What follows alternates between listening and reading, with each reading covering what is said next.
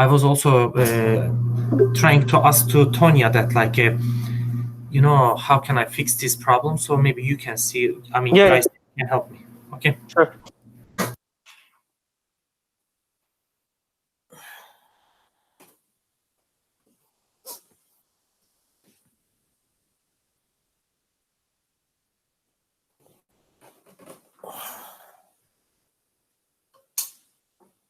Do you guys hear me now? No.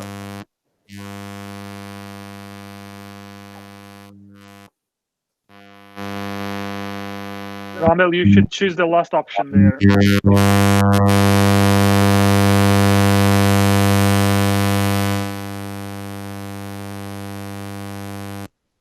No, it's really badly noise from your side. You should choose the last option. Yeah, I can see your screen. No, we cannot hear you, Ramil.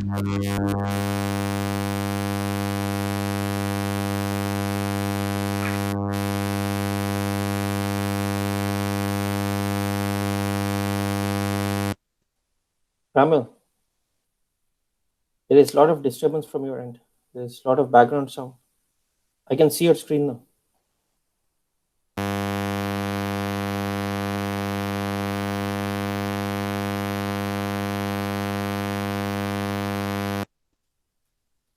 Ramil, there is a lot of background noise. You have to fix something on your end.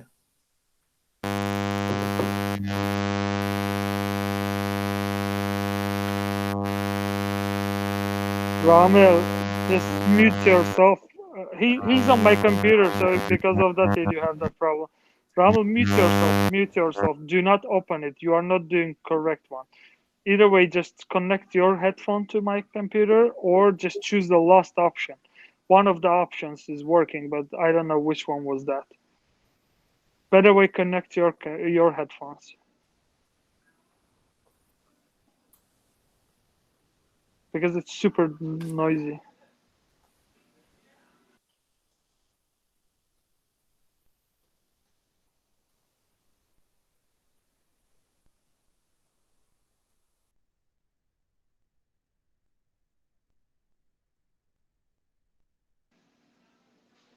Yeah, go down. It should be on the audio. There should be you're already the Ramble's headphone or something like that. No, it's not there. We took it out. Just go up, add the Bluetooth other devices. First one.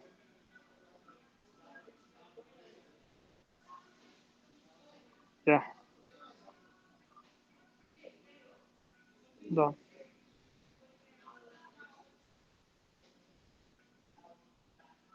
I think now you should be fine.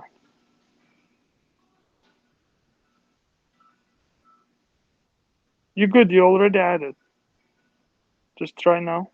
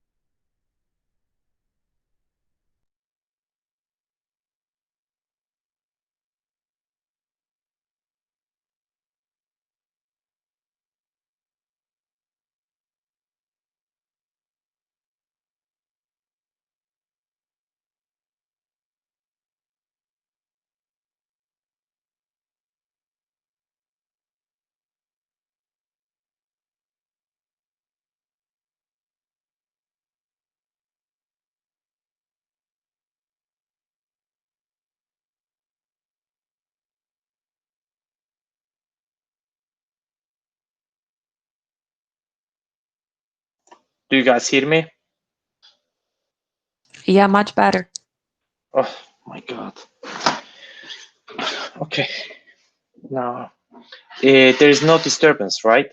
Now. No, Ramil. Okay. I'm sorry, Tonya. I saw that here. You see, I had an issue. That's why I was trying to fix it before I share the screen. Okay, so I'll go to the Abdul. Do you want me to go to all the mappings one by one, or?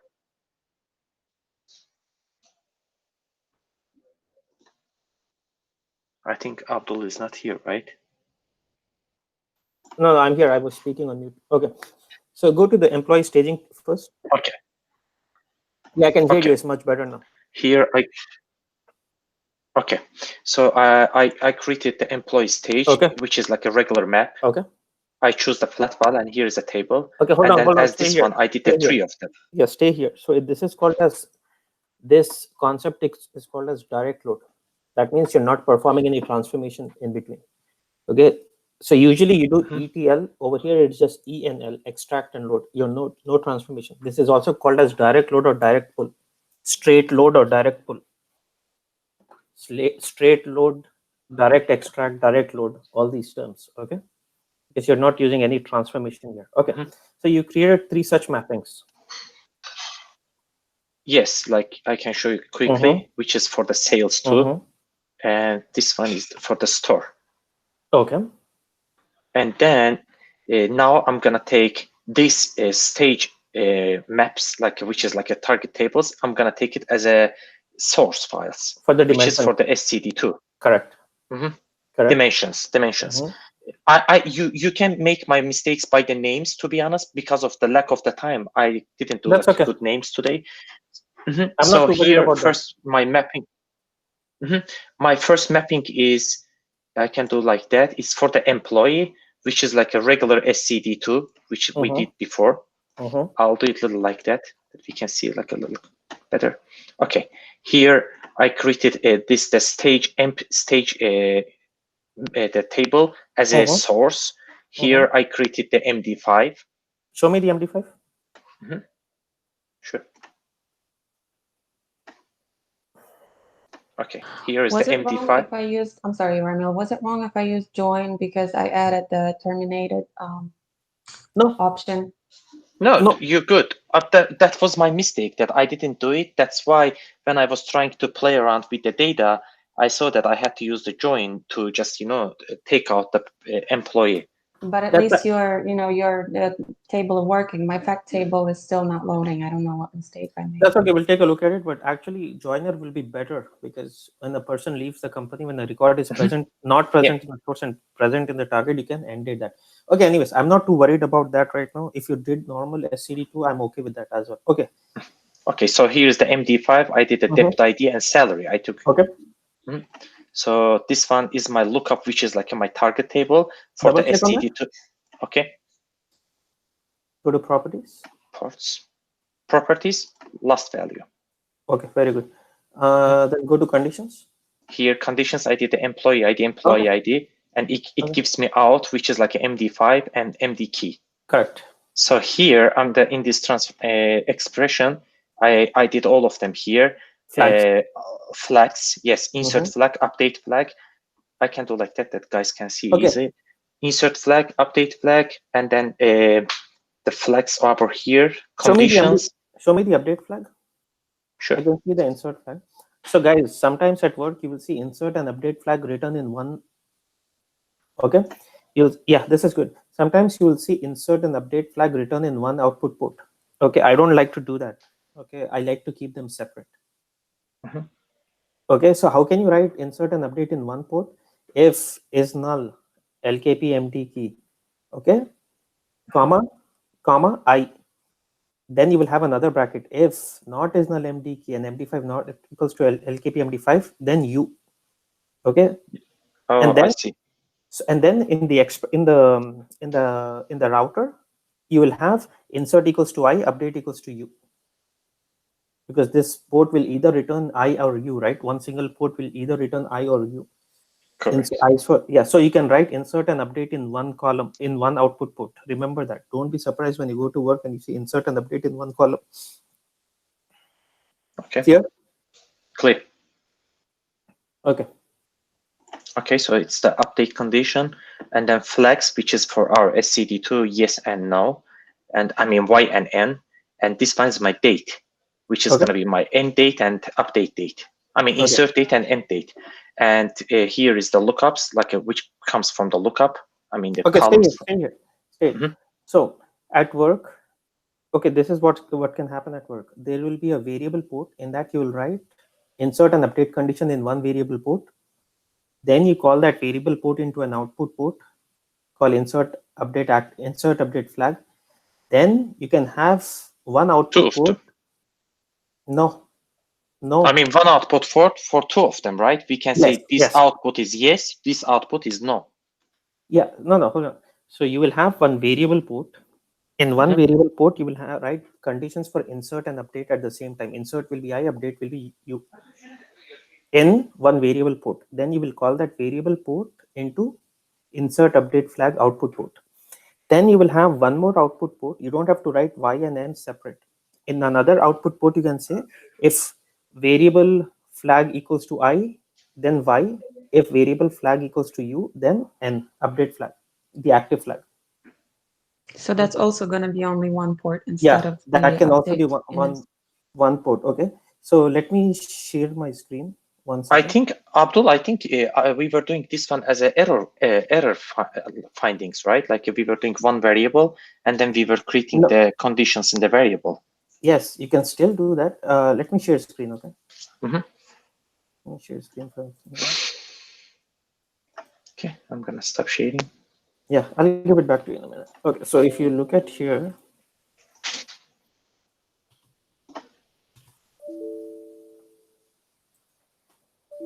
can you guys see my screen? Yes, we can. I don't see it. I'm sharing my screen.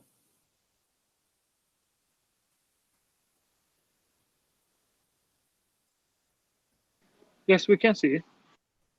Okay.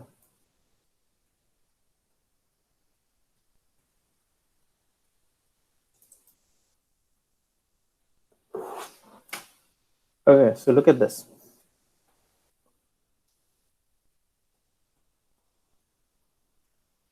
So when you go to work, you won't be surprised when you see something like this. Okay, you will have b underscore insert underscore upd underscore flag. This will be string 1. Okay, in this one, insert update, and I can write terminated flag in one single column. I'm going to combine insert update and terminated. Oh, I have error also, right? So I can combine insert update terminated and error flag into one single column. Okay, so I will start off with this one. I will say if is null lkpmd key, then I will say I. If the record is not present in the target, then it's what? It's a insert comma IIF. I will copy the update flag. If not is null, I'll keep. So I will call this as U. Okay. So then I'll take my error flag and I will put it in. So experienced developers will do it like this. This I will call this as error flag, comma. Then I will write my terminated flag. Then I will write my terminated flag here.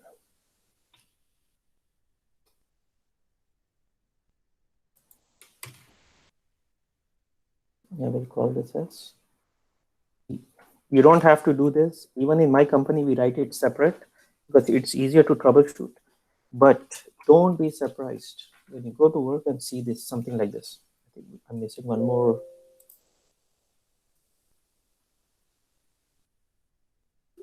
Okay.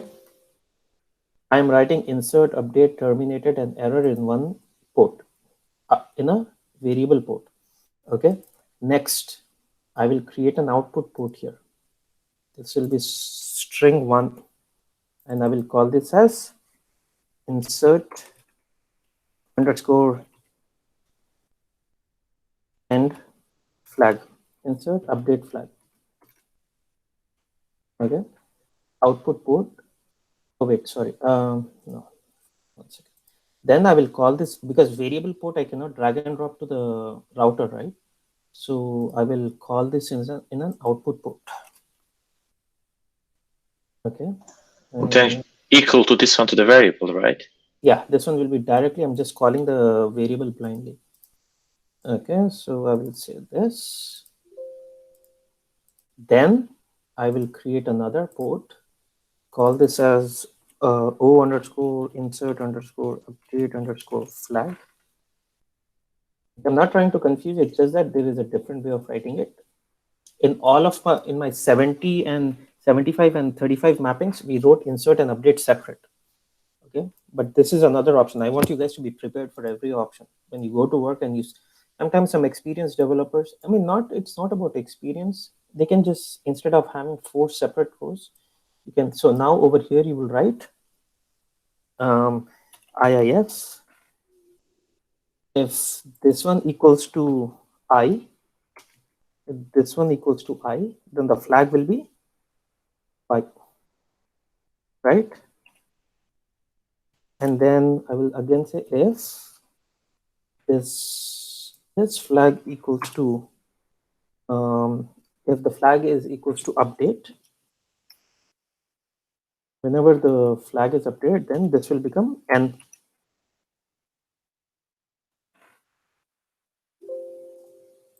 Okay, then you will take this port and put it to the router.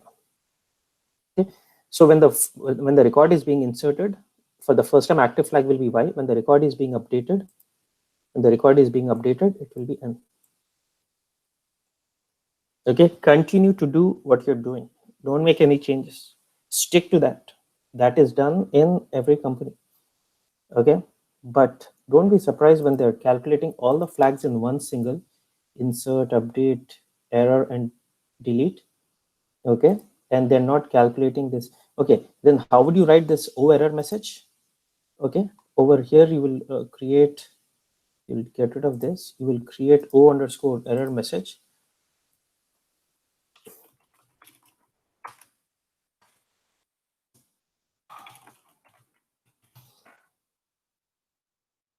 Message is going to be 100. Output port. Over here you will type in IIF bracket open ports. If this is equals to E, then record is bad, please fix.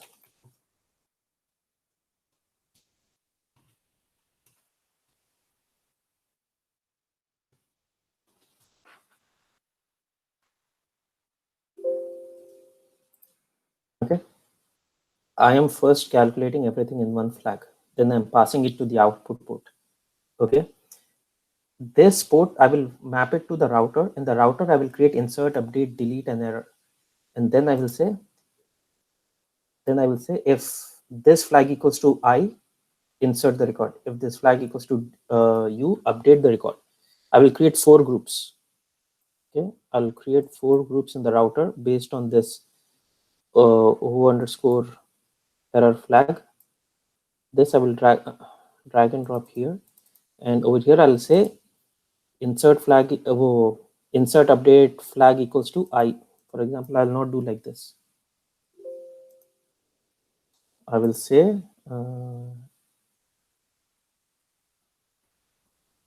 did I not drag and drop that? Okay, maybe I did not drag and drop. Where is that? This one. I need to drag and drop this one. So over here I will say if the flag is equals to I, then insert it. Okay, if the record is equals to D,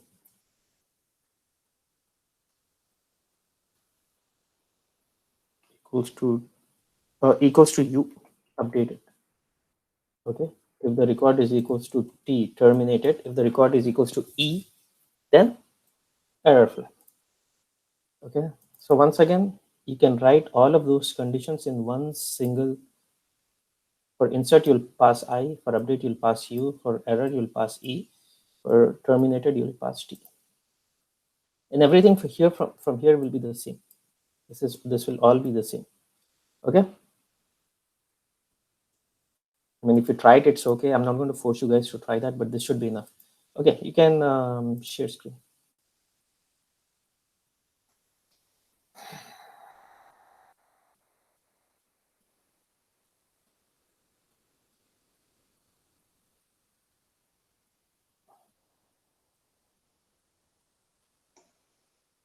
Do you guys see my screen? Yeah. Okay. And then here,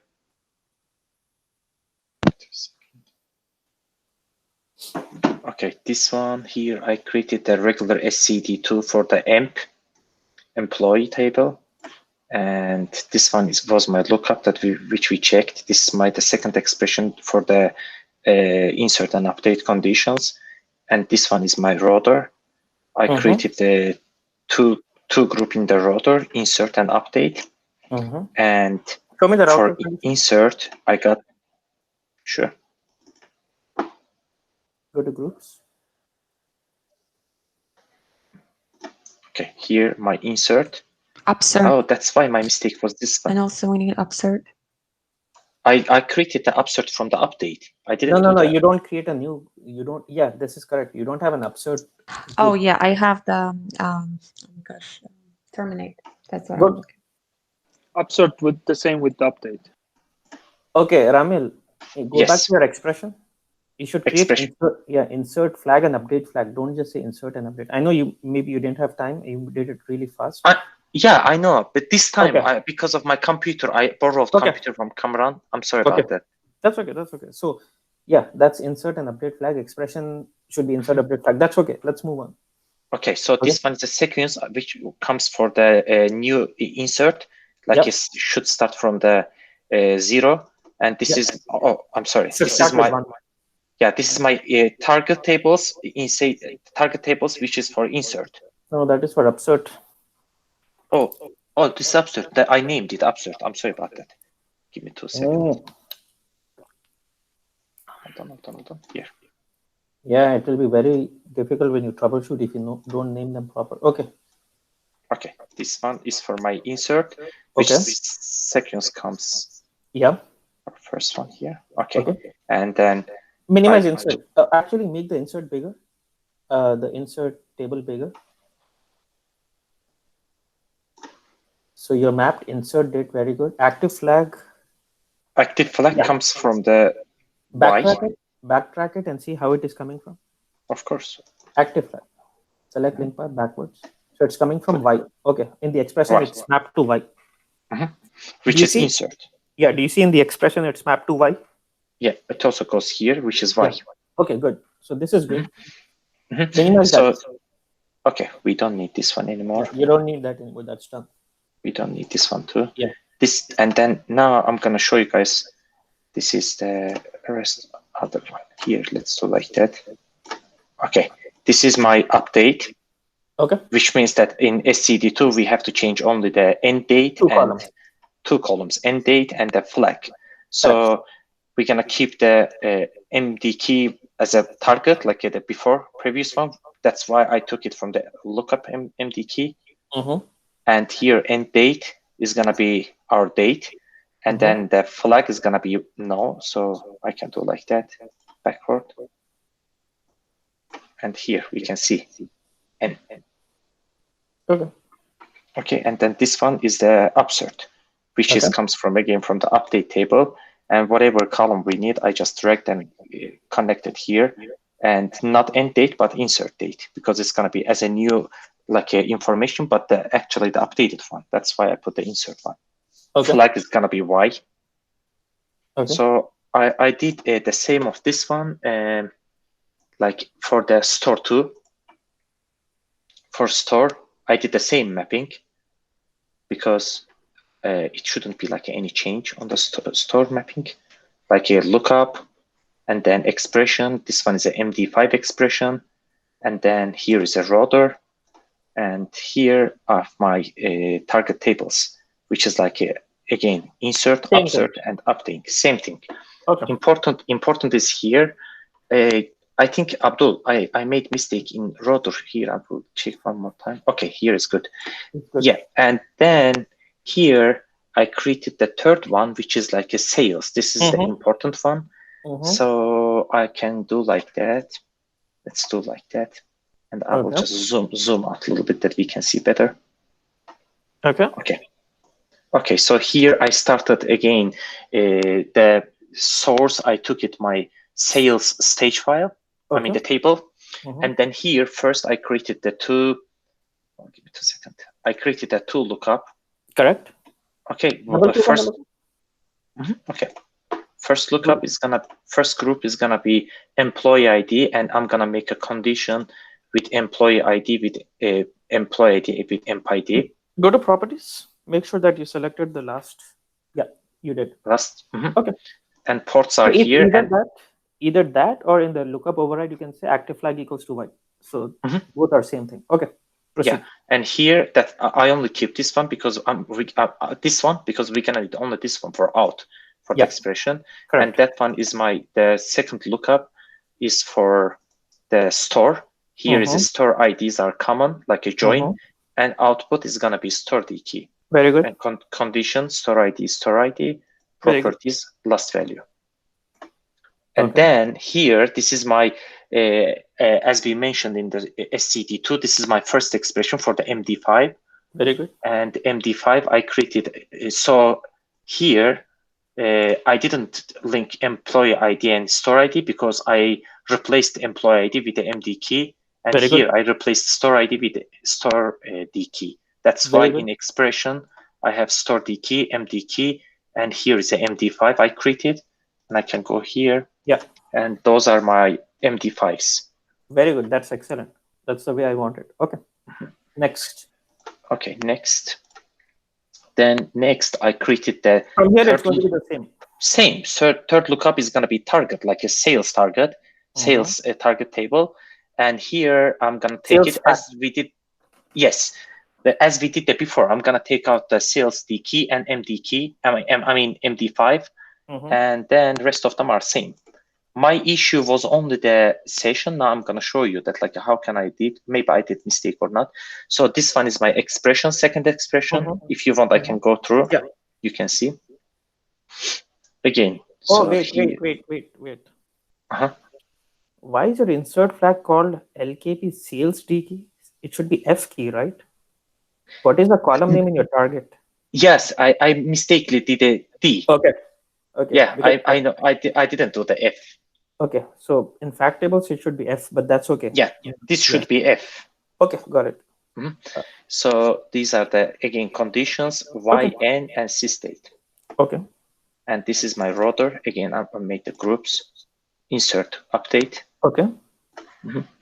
And here I did again that's three same target, which is update, insert, upsert. In update strategy, did you do DD on update or one? We can check. Wow. Okay. No, in the previous ones also. I hope you did that. I did all of them. Okay, that's okay. We don't have to check. Okay. Show me. So sales. Okay, same thing, right? Okay. This looks technically, by looking at it, it looks good. Show me your workflow now. Sure. You have all the 6 mappings. Show me the workflow. So here is the issue. I had these three. These three is the staging. 4th, 5th, 6th. Here I did like a previous tracking. This one here I did previous tracking. This one, but that once I couldn't connect that. I don't know how to. You have to connect that to the. Yeah, we can just put them in a row. The ones with the dimension tables here. In a row. No. Like that? No. It should be mapped to the target. It should be mapped to the 6th session. Why are you mapping it to store? Why not to employee? So this one is a staging. Do control. So control. What's that? Control A. Okay. So the first one is loading data from flat file to staging, and then second one is loading from staging to employee dimension. The second, second session, the session in the second line is loading data from flat file to stored staging. And then stores, no, the one below that. Yes, this one. Yes, comes flat file staging. Flat file to staging for store, and then store staging to store dimension, right? Right. The last one is loading data from sales flat file to sales staging. Sure. And then after, so uncheck that. Why are you connecting it to stored? Yeah, it should be mapped to the, yeah, delete that. It should be mapped to the last session. Here? Yeah. Maybe that's my mistake because I didn't do that. I first connected like Yeah. three in a row. I didn't do this. Okay, guys. So first 3 sessions, can you do Control S? Ah, I see then my mistake. That's that. Okay, because it's also sales. This is also sales. I see that Yeah. now. I understand now my mistake. Okay. Yeah. So this See, should be also yesterday, previous one. yeah, previous task status equals to succeeded. If you see the Excel I created, that's what I created. Yep, I see my mistake now. Okay, Control S. Okay. Now, show me your delete your truncate your dimension, both the dimensions and the fact. We will run this from scratch. Okay. Do you want me to, this one, right? The sales one, or yeah, and the dimensions. Yeah, the employee dim, store dim, and the sales. the fact. SCD ones? Okay, you Yeah, need all the all okay. the SCD ones truncate that. We will check from scratch, like what's, Sure. if it's working. I'm sure it will work. No, it's better we should check because I Yeah. also want to see. CD store SCD2.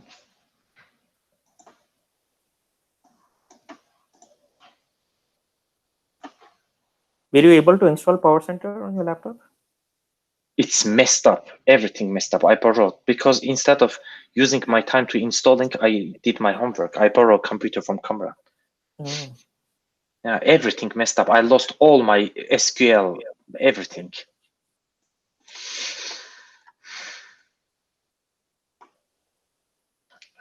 I think it's gonna be emp.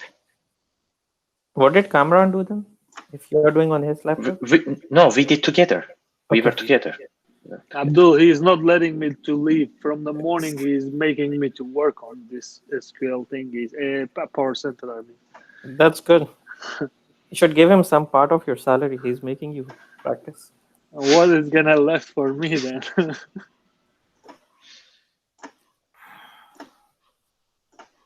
Yeah, here I made a mistake. You see, this is D. That's why. Okay. So Ramil, so since these things happen, Informatica came up with a new concept called Informatica Cloud. You don't have to download and install anything on your laptop. You just go to the online link, log in, and you can create all your mapping sessions and workflows there. And then you'll just log out from the website. You can create all your mappings in the website. So that is called IICS, Informatica Intelligent Cloud Service. So I'm going to show that. Like my Microsoft 365, Abdul. Yes, like Microsoft Out. So because Outlook can be in the cloud. So there are databases in the cloud. You don't have to download and install anything. So you just log into the Oracle Cloud website, create your tables, and then log out from the website. So I will cover that towards the end. IICS, Informatica Intelligent Cloud Service. I'll just take one class on that. I have 8 recorded sessions. Okay, go to your workflow. If it's gonna open today. That one has also the free version as we use here. What was it? Is it has a free version for that? It's a free version, but it's only valid for 30 days.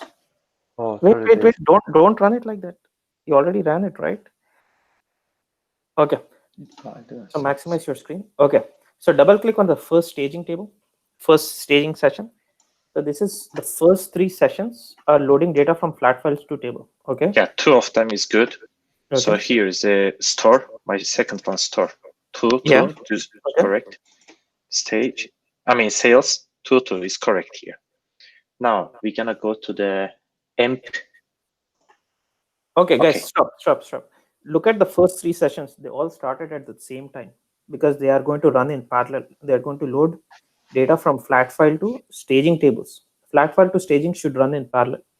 Once employee staging completes, then emp SCD2 should start. When store staging completes, store SCD should start. Okay.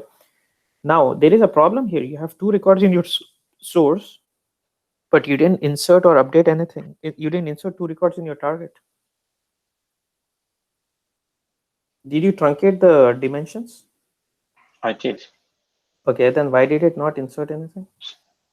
So I didn't truncate this one probably. No, that is truncate and load from the mapping, right? From the session only, it's truncate and load staging tables. Oh, I did this one for sure. These are, I didn't truncate. That was I truncated. Truncate. Okay.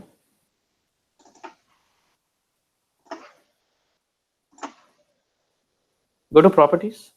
Truncate. Go to properties. Oh, properties. Okay, these are all insert. Okay. Truncate. Okay. Show me the other sessions. The others, none of them should be. Insert. Yeah, the other ones should all be data driven, and you shouldn't be truncating them. Insert. Yeah. These are data driven. Okay. And none of them should be truncated. Not truncate. Not truncate. Okay, then there is a problem with your insert logic because your inserts are not working. This is what happens to my last table, to the fact table. I'm getting the dimension table loaded, but the last one, same thing. I don't know what number did. Okay, did you give the connection for the lookups? Okay. Yeah. Yes, the HR. Okay. No, let's first fix the dimension. Don't even go to fact. If dimension is not loaded, fact will not get loaded. Okay. Now go back to your mappings for the employees. So which one had a problem? Let's see. The MP SCD2. Okay. Double click on store SCD2. Yeah, even that did not work. There is a problem with your yeah, even this did not work. So can you go back to your session?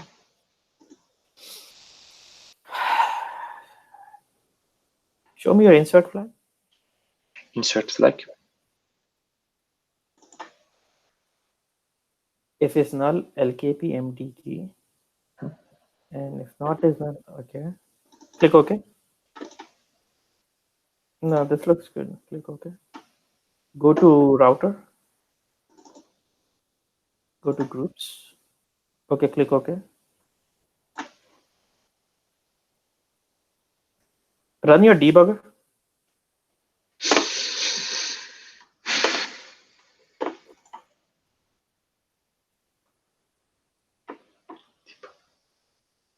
Last option.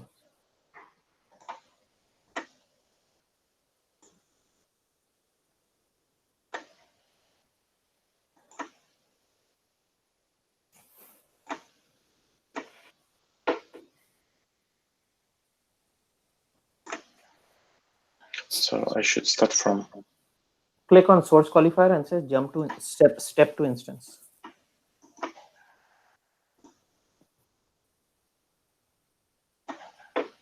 Okay, it's reading up though.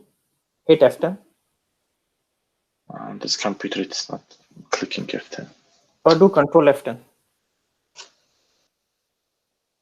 My God. Okay. Okay, wait. Yeah. Okay. Move that expression to the left. Okay, you're concatenating. Okay, very good. Because that yellow arrow is on the expression now. Okay. Now hit Control F10.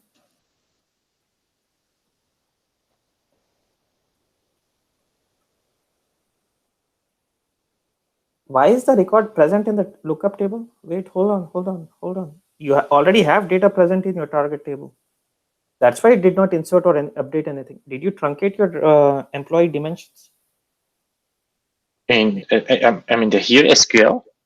Yeah. Do select star on your employee SCD, Samsung employee SCD2. Okay.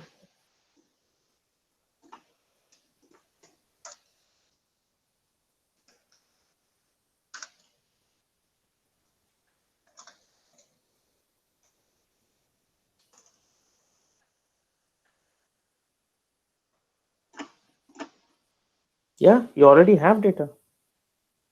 I don't think you truncated this.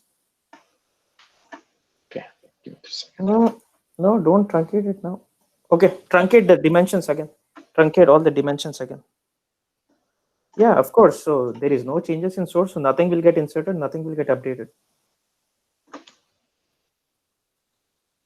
Oh, it was sales before store. Okay, here is my, let me check it one more time. Empty.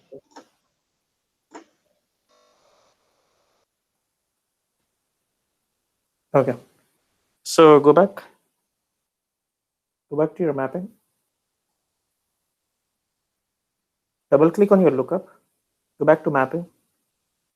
Double click on your lookup.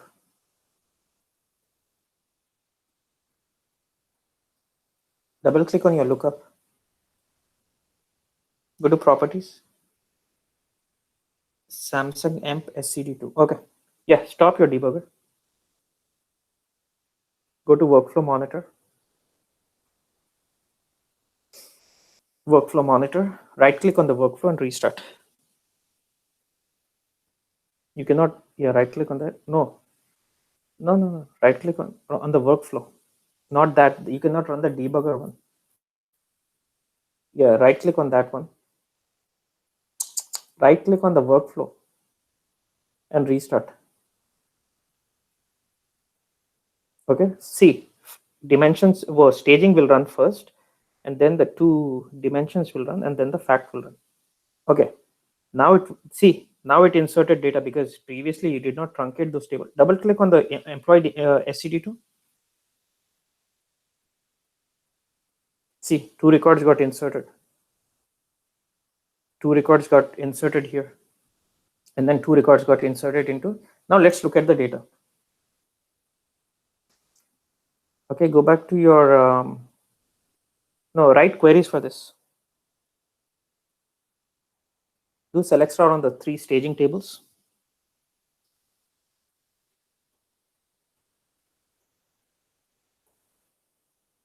Start with the yeah, you should have 6, 1, 2, 3, 3 staging, 2 dimensions, and 1 fact.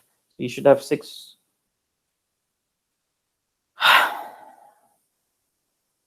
As if your workflow is not inserting or updating data, always run debugger. See, immediately I found out that it was returning data from the lookup. That means there was already data present in the target. So M stage, store stage, sales stage.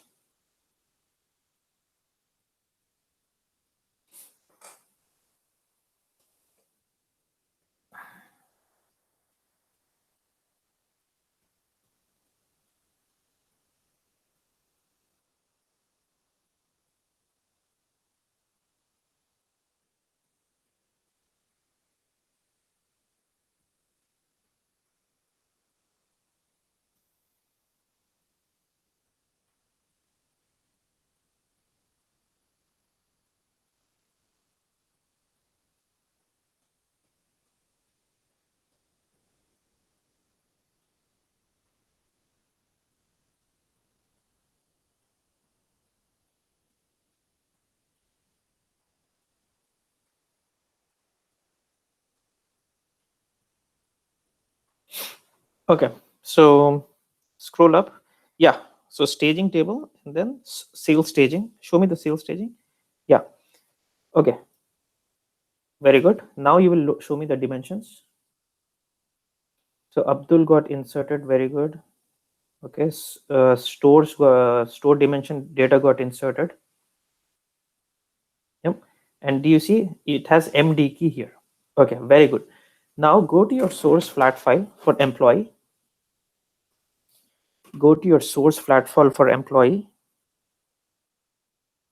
and change Abdul's department ID from 10 to 20. So can you tell me what will happen now? Save and close. I cannot hear you. So can someone tell me what will happen? Close all flat files. Close all flat files. Close all flat files. So can someone tell me what will happen now?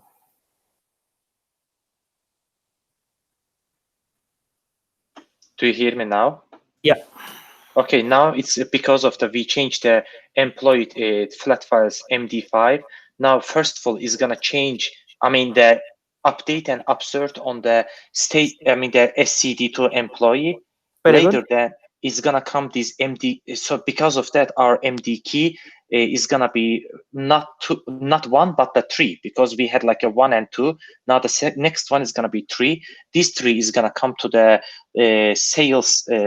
The sales SCD2, which was the fact table, and then this MD key is going to change to the 3.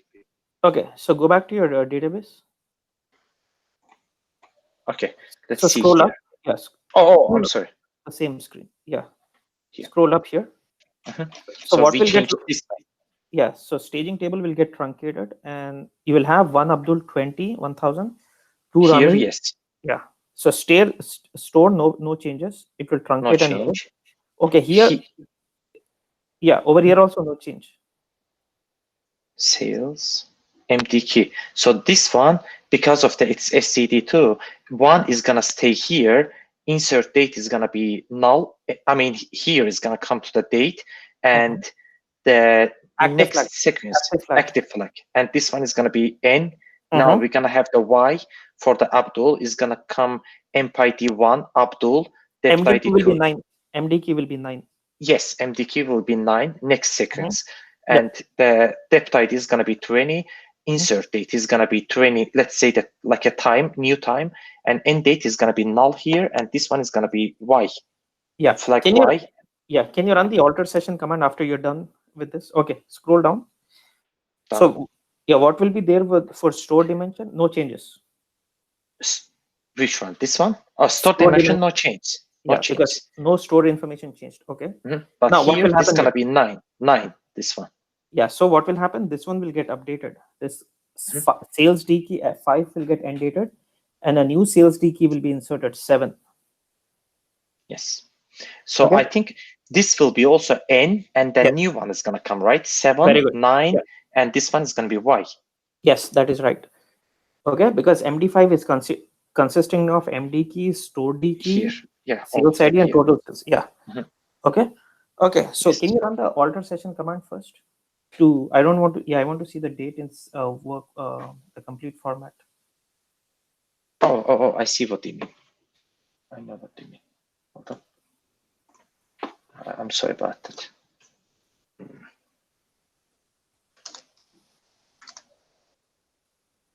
Alter session scan. I'm sorry about that.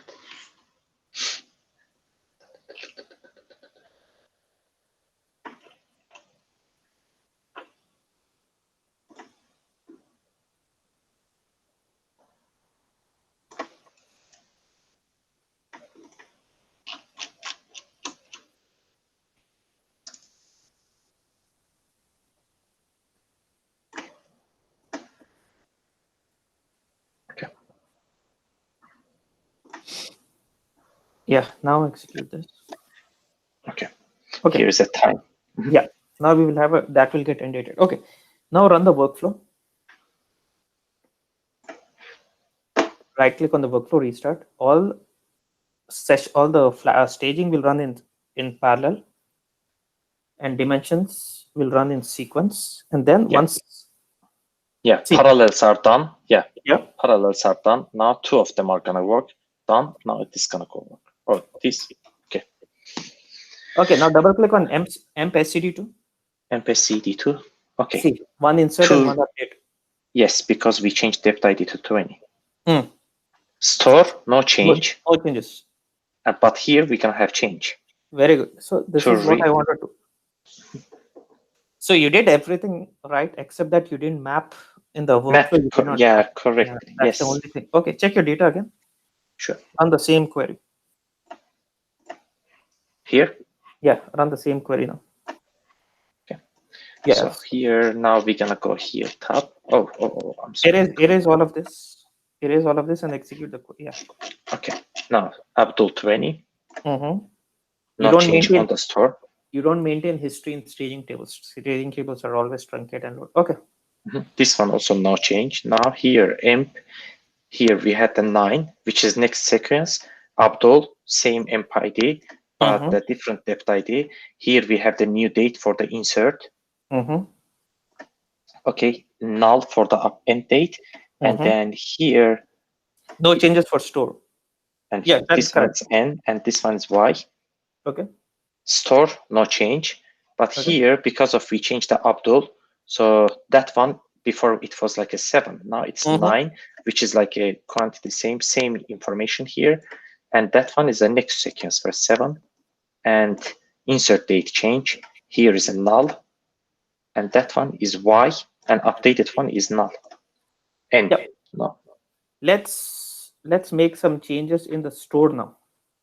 Sure. Store flat file. We change for employee flat file. Let's make store flat file. Change zip code to at the end. Put just 2 at the end. Sure. Okay. Save and close and run the entire workflow.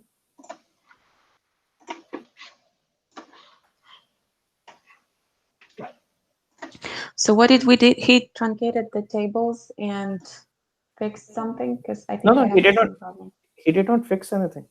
No, Tonya, you know what was my problem? Yeah, it was back reading from the. Yeah, I know, but it still doesn't work for me. We'll take a look at it. Yeah, he did not fix anything. All his 6 mappings are. There was a small issue with the workflow. He did not connect it correctly. That's all. Okay, so double click on SCD2. No changes here. No changes. Very good. Over here, one update, one upsert. Yeah. And this one also, one update, one upsert. Check the data now.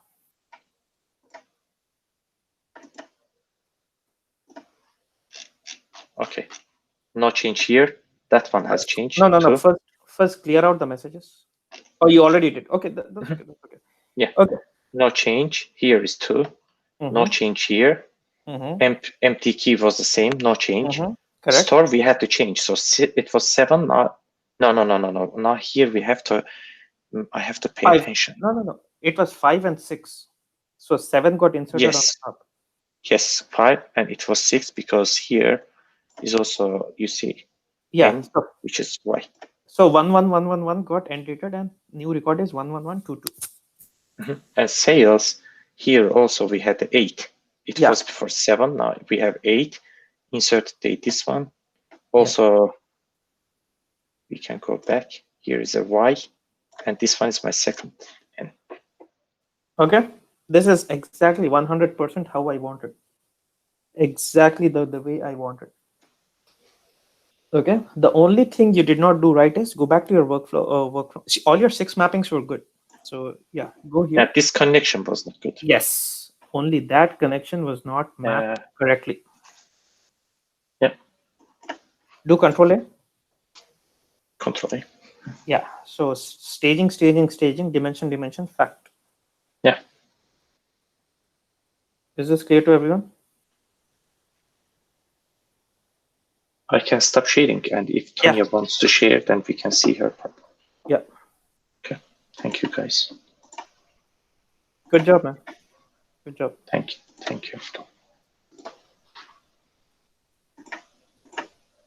Oh my God. Yeah, Tonya, you can share your screen. Yeah.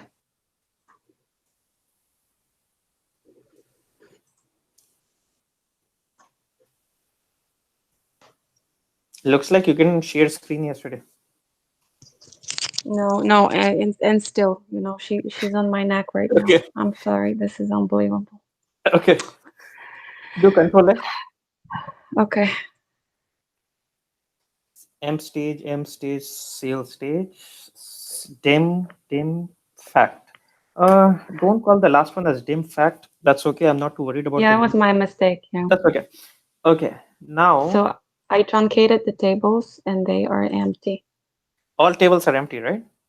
Only these are not empty. The staging? Yeah, the staging tables are not empty. I don't care. That's okay. But the dimension tables are empty. And okay. And the fact? Okay, perfect. And yes. Run your workflow. Let's see what the problem is. Go to workflow monitor.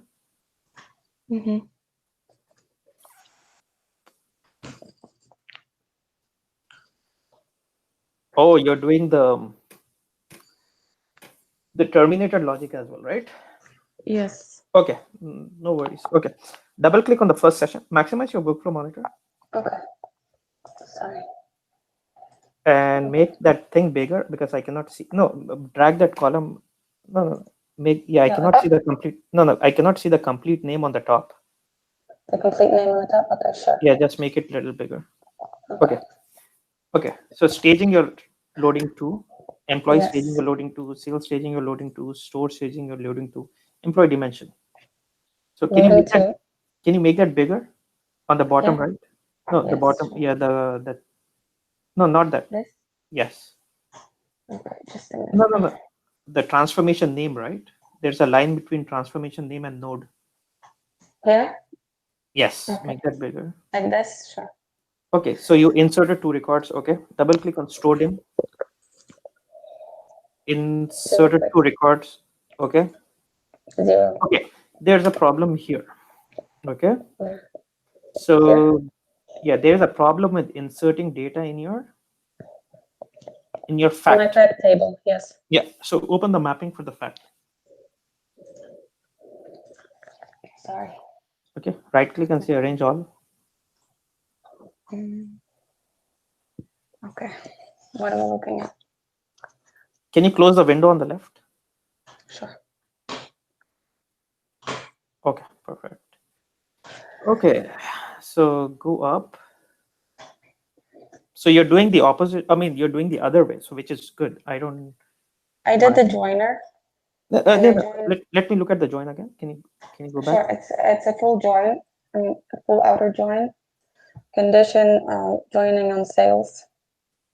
Ports. I mean, I probably didn't delete the ports that I was supposed to, but I'm not using them in the router. I'm going to show you. Okay. Show me the MD5 first. Yeah. MD5. You want the expression? Yeah, go back a little. Yeah, show me MD5.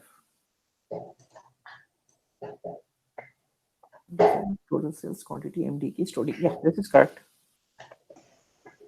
Abdul, Yes. is it matter if Tonya, you see she linked the Tonya, can you please go a little bit like because I want to make sure for myself. So Sure. you see she linked from the first 2 lookup and you see the 2 link outside. Yeah, you don't. Why do you have those columns? Employee ID and then again employee ID go out from the lookup. Yeah, you should Yeah, only. because I was. Oh, okay. So I should not have that. Yeah. Employee No. ID. I don't know if this is correct or not, but I just want to make sure for myself that. Wait. Yeah, that's what I'm saying. I joined. I brought these here. You're saying that I should not be bringing these here. No. Employee ID. Wait. This is correct. From the lookup, you're returning 2 columns. LTP. MD. Yeah. Yeah, you don't need. Yeah, you don't need the last 2 columns. Okay. Oh, no. Wait. No. Cancel. Don't save any change. Okay. Look at your lookup, right? Yes. You should only be returning. No. Don't click on the lookup. Cancel this. Look at your 2 lookups. You're returning MD key and store D key, right? Yes. From this one, Okay. I'm returning the That is MD good. key. Okay. MD key and store D key you should return. Not Why this. are you? Yeah, you don't need to return that Okay. because that you're already returning from the source, right? Okay. Yes. Those, yes. yeah, Right. you already have that. So in other words, you're dragging it to the lookup and taking out from the lookup again. So get rid of those. Okay. But once again, that shouldn't make any difference in. Yeah, delete those 2 columns. Finish, Ramil. Delete What time that. you finish? Delete that. Say okay. Like 1 hour and a half. Okay, no problem. Thank you. Control S. Okay, so that should actually not make any changes to your mapping. Yes. Okay, go to the sorter. Get rid of the last 2 columns.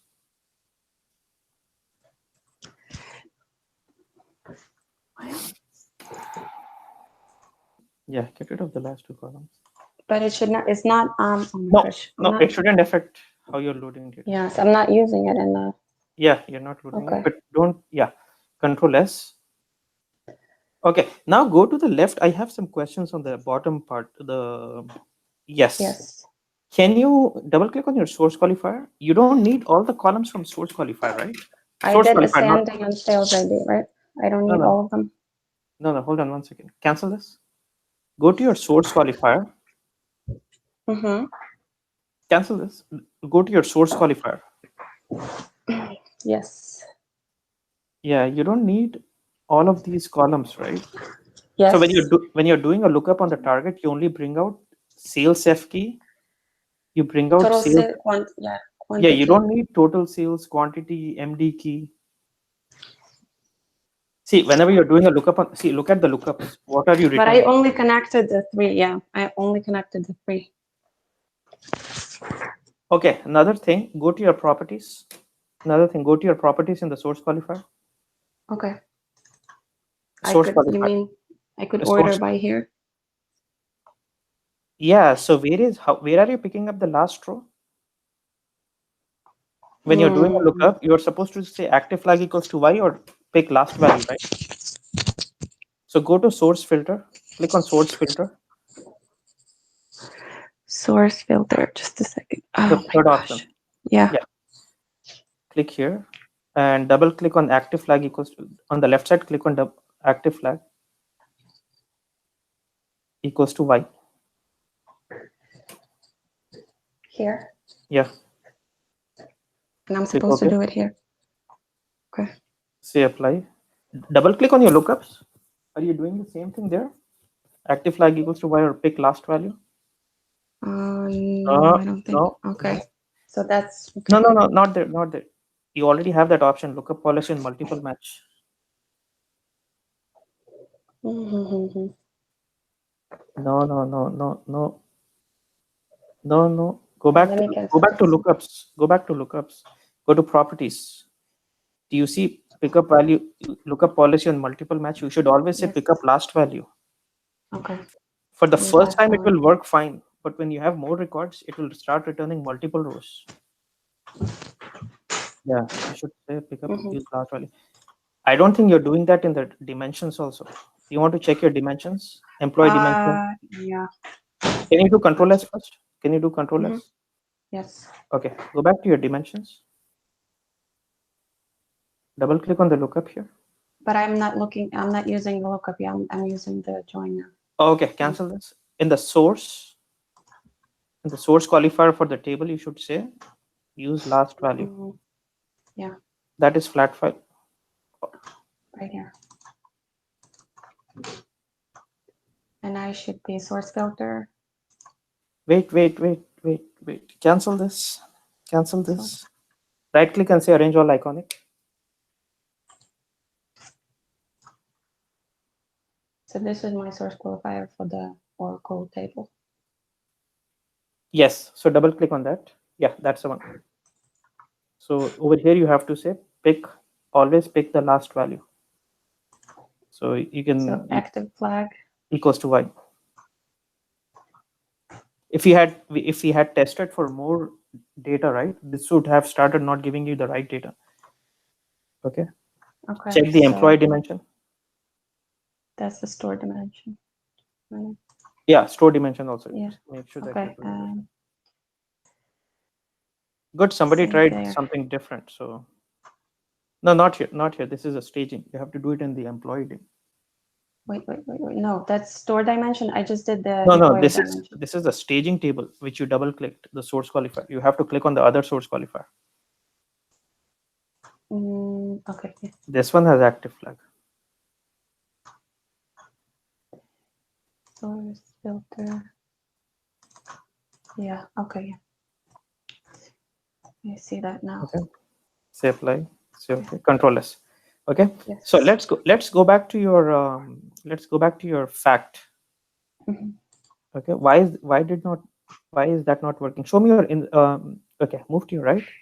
Keep moving to your from the joiner. Delete those 2 columns again. From the joiner. Remember you had those extra columns. Yeah. LKP employer. Cancel this. I'll show you an easy way. Cancel this. Yes. Okay. Make the joiner bigger. Okay. Double click on LKP employee ID. LKP employer ID. Yeah. Yeah. Delete that. I don't need it. Right? Okay. Yeah. You don't need it. Store ID. Yep. You don't need that. Okay. Because you already have store ID in them. Okay. Now Control S. Now that's my expression for the flags. Yeah, first delete those unwanted columns. Okay. So store ID. Okay, now the important part. Show me your insert and update logic, because that's where the problem is. You're not inserting data here. If is null, LKP sales. Very good. That's right. That's right. If it's not null, not is Not is null. null. Okay, that is also correct. This is okay. If not is is null and is very good. This is also correct. Because okay, and Okay, this is good. This is good. This is good. Okay, go back. Go to your router now. Let's move on. Go to your router. Actually, hold on. Cancel this. Cancel this. Cancel this. Cancel this. Yeah. Insert flag, update flag, terminated flag. Okay. Yeah. Sorry. Yeah. Click on the router. Go to groups. Why is that? Why? You're I'm supposed to do n. Insert flag equals to y. Terminated flag equals to y. Update flag equals to y. Yeah, n. No. No. Oh, that's not an error, right? Yeah. No. Cancel this. Go to insert where you said y. Delete I'm this. supposed to say okay. Insert flag Insert equals flag equals. Yeah, Very you're hard nice. coding y there. So scroll down. Yeah, scroll down. Just a minute. It's up here. Yeah, equals to y. y. Yep. Okay. Do the same thing. Update flag. Yeah. So even yours was everything was good except this one small. Yeah, I think I did it right. I'm gonna check my other mappings. I did it right, and the other. No, the other mappings are correct because otherwise you wouldn't be inserting. Because they're working. Data. Yeah, otherwise you wouldn't be inserting data. Okay, click OK. See, usually people will not ask you to do fact and dimensions overnight. You guys had to first watch video and then all that, right? Okay, Control S. Show me your update strategies now. Show me your update strategies. Yeah, here I did delete. Wait. You shouldn't be deleting records from the target table. If the person leaves the company, you should end it that. You should end it that person. Are you deleting that person? Yeah, I think so. No. That is the see. You should never ever delete person from the table. You know what will happen now? No. Abdul will have 3 entries. And then the last entry, when that person is not there in the source, that one will be deleted. So I only have to update? You should only update. If a person leaves the company, if the person leaves the company, you should update that person's active flag and end it, just like you do, in update. Okay. Okay. So if the person leaves the company, don't. So drag and drop for the terminated. Drag and drop the end date and update active flag. For the terminator? Probably she doesn't want to see this person anymore. From the terminated, drag and drop, and like same thing what you're doing for update. The date and active flag, yeah. Update active flag. Update active. So when a person leaves the company. No end date? Yeah, that is an end date only. So map that to end date. Yeah. And map that to active flag. So same thing whatever you're doing for update. So if a person leaves, so in update, what are you doing? You will end it that active flag and end it. Yeah. Same thing you're going to do when a person leaves the company. Okay. Show me your insert. Let me see. Where's my insert? That upsert. This is update. Is my insert. You should have been all the way. Yeah. Let me see. Insert probably here in the bottom.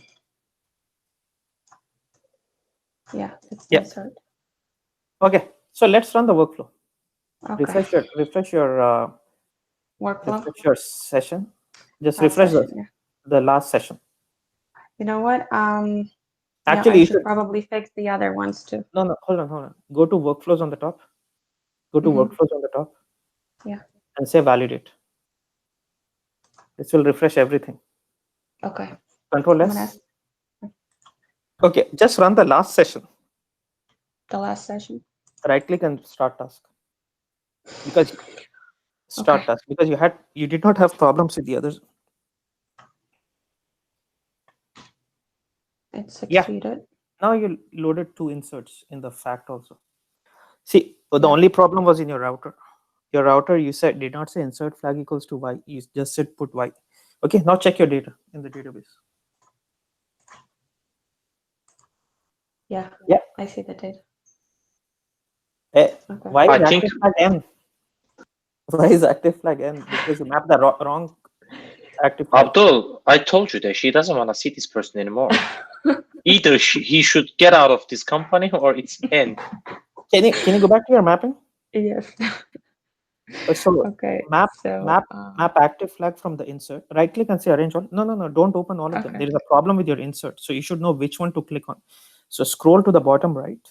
mhm. Scroll to insert. Okay, Yeah. make that bigger. Map active flag insert back. it. Yeah, no, active flag. Backtrack that. I think you're mapping that to n. So right click on active flag. No. Go back. Right click on active flag. Select link path and backwards.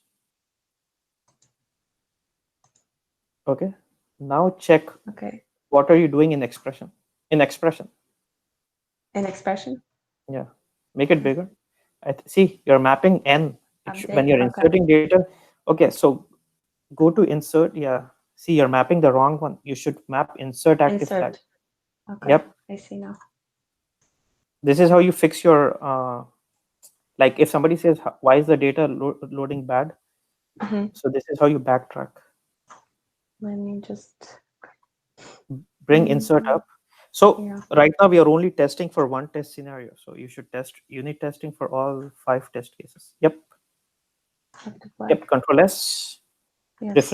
Refresh your session, truncate your fact table and load it again. Truncate your target table. Okay.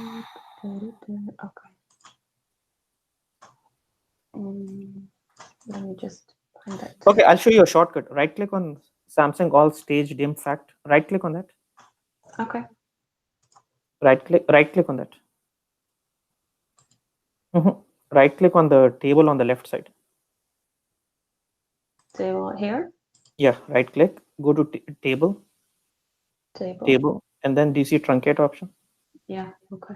Yeah, click on that. Say apply. Apply. Say okay. Okay. Refresh. Yeah. Run the last session. You can run everything again, but there will be no changes other places. Yeah. Refresh. Okay.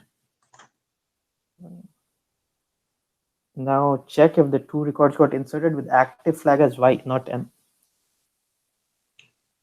Okay. Now check your data in the database. Yes. Y. Okay. That's good. I'll go back and check on the other dimensions because yeah, you're going to. I didn't do the So at least your base core dimension modeling is working, right? So you should go back and test for all the change a person. Okay, go back to your source flat file. We'll do one more test case here. You should have the source flat file. Yes. And change Abdul's. Yeah, open the employee. Change Abdul's department ID from 10 to 20. Okay. Run the workflow. Are you deleting data from dimensions also? The terminated Probably. or are you updating? Okay, no, you should. Yeah, probably. Okay, run the entire workflow. That's okay. The termination, you can fix that later. I'll fix that later. Yeah, go back to your workflow monitor.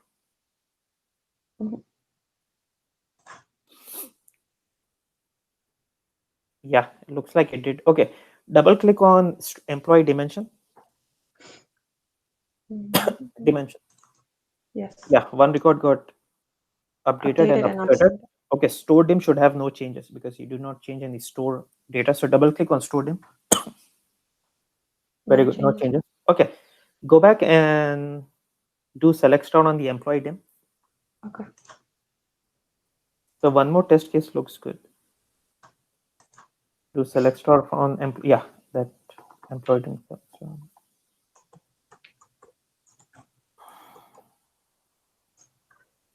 Guys, once again, if your data doesn't look good, run debugger. Okay, Abdul got endated, and Abdul. Yeah, because no. I have a mistake there. So Yeah. I'll fix that Okay, I think you're again mapping end act. to the end. Yes. Yeah. So go I'll back. fix that too. Yeah, you can fix that. Okay. So I can fix that later. Yeah. Now I know okay. what the problem is. Thank Okay, you. guys, let's take a 10-minute break. I need a break more than you guys. So we'll be back in 10 minutes. Okay. Okay. I'll be back in 10 minutes.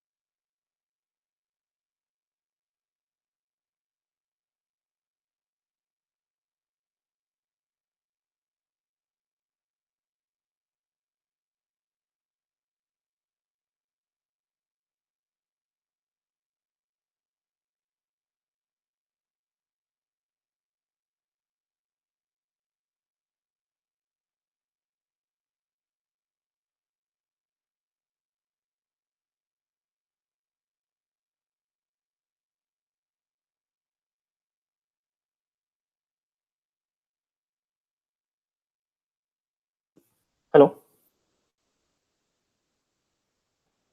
Can you guys hear me? Yeah.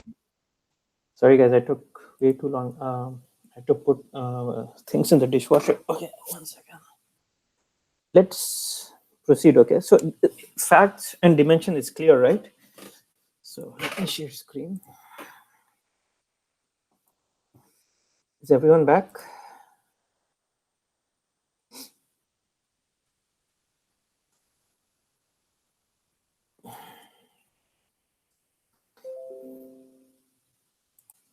Okay, let's do. You guys can see my screen, right?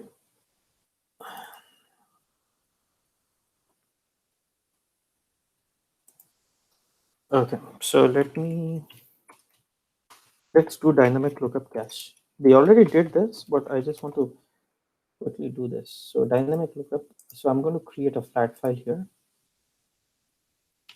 temp_dyn_lkp. So I will say, I'm going to keep it simple. Emp ID, name, depth ID. 1, Abdul, 10. Okay, so I'm going to create a target table. Create table temp_dyn_lkp. So emp ID, number, primary key, partner 2, 15.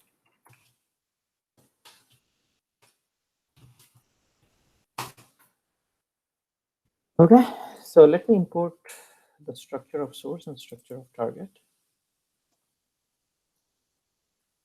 Is Ali there today?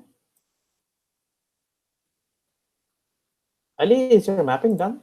The fact and dimension, you were done with the staging yesterday.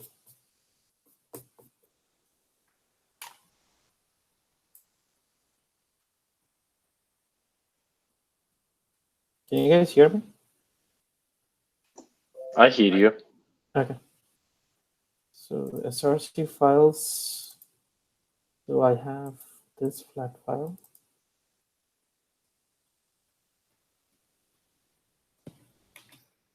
I'm going to import the structure of the target.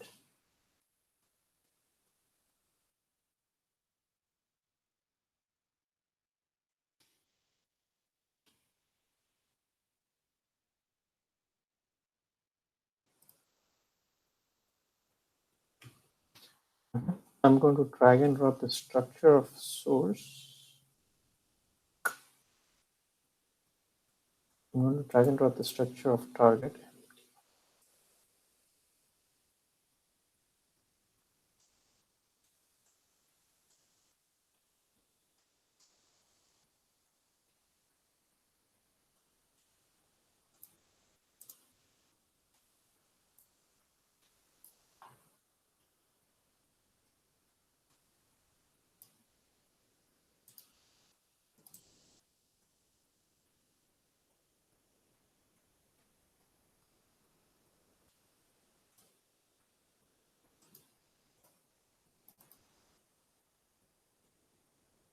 Okay, I'm going to rename this.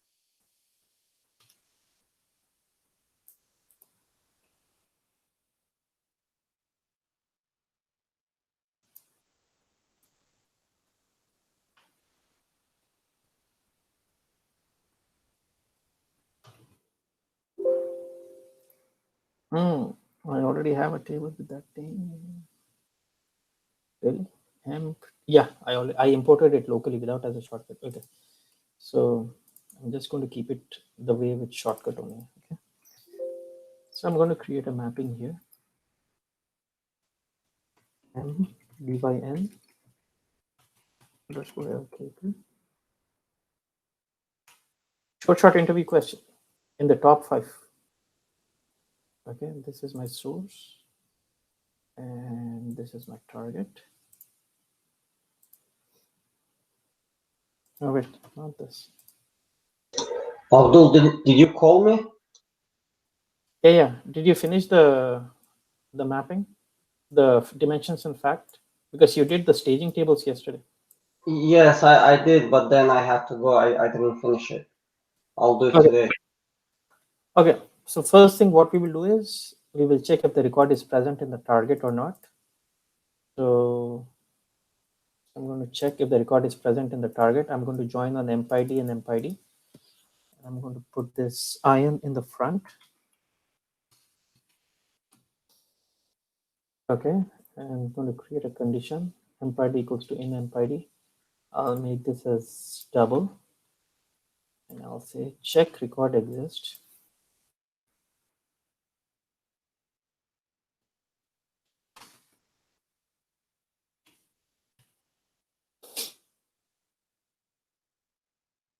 Okay, I will have an expression here. I will drag and drop all the columns. I'm not going to track changes on name, so I'll get rid of this. So I'm not using MD5 or MD key here. Okay.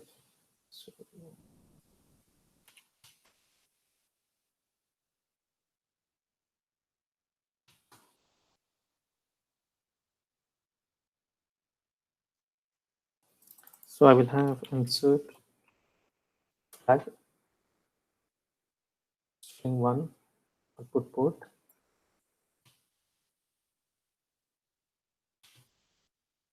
Flag string 1 output port. My insert condition will be IIF. Okay, let me create a single insert and update flag like I was telling you. Okay, I will create this as O underscore insert underscore update flag. Okay.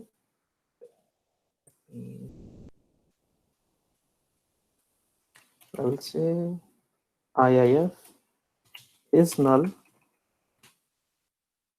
target primary key, comma, I will say this will be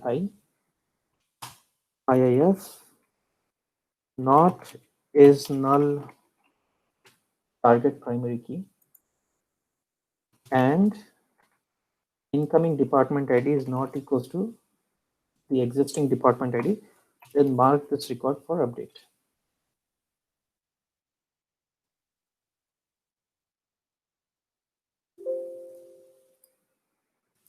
Okay, so I have one flag only. So I'll rename this.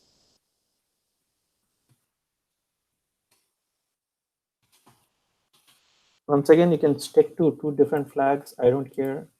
That's how we did all of our mappings at my work. Now I will have router. I will take all the columns coming from source. I will take LKP MD5 to update existing records, and then minimize this. I'll get rid of O because this is no longer an output port. I will rename this and I will say RTR underscore INS underscore UPD. I'm going to create 2 groups here, insert and update.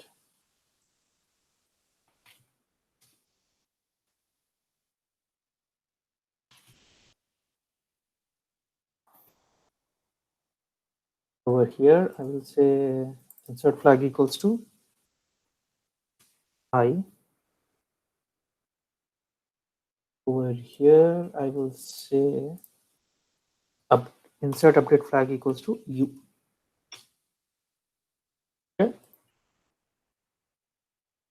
Okay. Now, Control C, Control V. I will perform inserts here.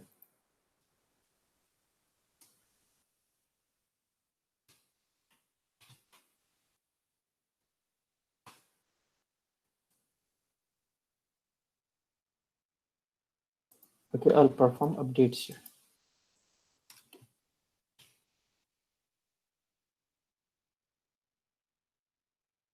I'm not doing SCD type 1 or type 2 here because I don't have MD key and all that. So I'll take all of this data from insert and map it here. And then I will take update strategy, pick up LKP MD key and take out department ID because only these 2 columns will. Abdul, I think Yeah. you should take from update. Oops, sorry. Right. Okay. Either you can write dd_update. You can say 1. Okay. Checking if the record is existing, joining on natural key. So over here, natural key and surrogate key are the same, but natural key and surrogate key in real time scenarios, real time issues, it cannot be same. You should create a surrogate key. Okay. So I'm not doing SCD type 1 and type 2. I'm doing just update I'm just doing the update strategy mapping. Okay. So mapping, generate workflow. And next.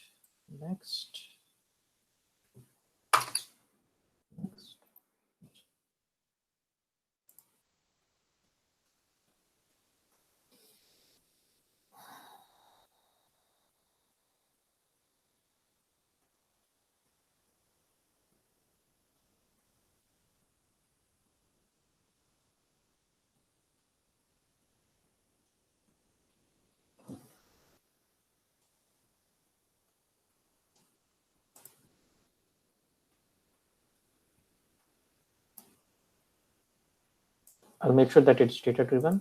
I'll make sure stop an error is 1. I'll ensure that I'm reading data from the right folder.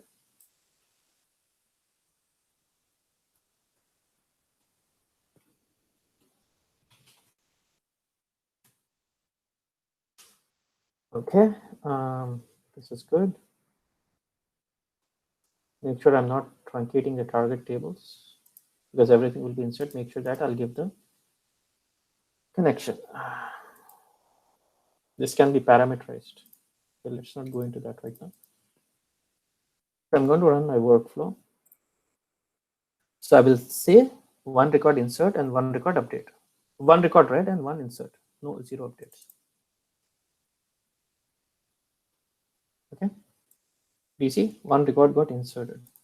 So let me do selection. So did you guys see I used only 1 output port for insert and update? Okay. Now I'm going to change Abdul's department ID from 10 to 20. So insert is working. Let's just make sure that update is also working. So update is also working. Okay. Now let me insert a brand new employee here. To RD 20. I'm going to insert a brand new employee.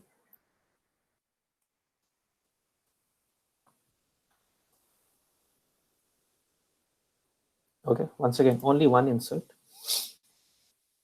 Okay, now see what the problem here is. So far, so good. Now look at what the problem here is. 3, Sam, 10. Somebody enters employee information and then realized they entered the wrong information. So they will go back and re-enter that information. Unfortunately, whenever they hit submit, that information gets stored into temporary into the file. When they go back and submit the information, this information again gets stored. So at the end of the day, when they say reconcile the files and send it over, ETL developer will receive data like this from the source system. Now when I run my workflow will fail because I'm trying to insert 3 SAM10, 3 SAM20, and employee ID has primary key on it, right? So see, it will fail with the error message. Primary key constraint violated. Unique constraint violated because you cannot insert duplicates in this column. Now how do you handle this? Because when workflow is running, lookup cache is created. Cache means a temporary memory. In that, 1 Abdul 10 is created, 2 Ali 20 is created, 3 Sam. So all of these records get inserted into the lookup cache. Okay. So if you have duplicates in your source, this will not work. This will cause a problem. Okay, because right now your lookup cache is static. So only inserts are allowed in static lookup cache. Okay, only inserts are allowed in static lookup cache. So I want to insert this, go back for this primary key, check if there are more records. If there are more records, I want to update it. So this should be so static lookup cache. This will be inserted. This will be inserted. This will be inserted. This will be inserted. Dynamic lookup cache inserts and updates are allowed. So insert will happen, this will be inserted, this will be inserted. It will go back and check. I mean, for one, it will go back and check if there are more records present. No more records are present. Then it will go back and insert this. Then it will go back to the source and check if there are more records present for this primary key. It will not find anything. Okay, then it will exit out and then it will insert this. It will go back and check for this employee ID 3 if there are more records present. So of course it will find this. So it will insert this one and then it will update this one. So only 1 Abdul 10, 2 Ali 20, and 3 Sam 20 will come out of the lookup cache. Then get inserted. Okay. So is that clear to everyone? So Yes. right now your lookup cache is static. Okay. So I'm going to configure this as dynamic. Okay. So how do you make a lookup dynamic? Okay. So right now I'm only dragging and dropping the column on which I'm joining, right? No. When you make lookup as dynamic, so you will say select all. You will drag and drop all the columns. Okay.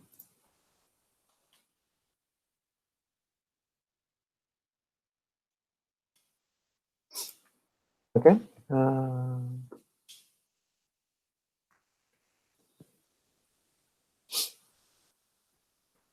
Okay, and double, this one will be double 2. Okay, and you'll go to properties, and you see this. Do you see this dynamic lookup cache? You'll select this, and then you'll select insert else update. Insert else update means it will insert if the record is not present in the cache. Otherwise, if it's present, it will update it. So you have to select dynamic lookup cache and then insert update. You will have to select dynamic lookup cache and insert else update. Say apply, say okay, go to ports. So you will have to put associated ports. What does this mean?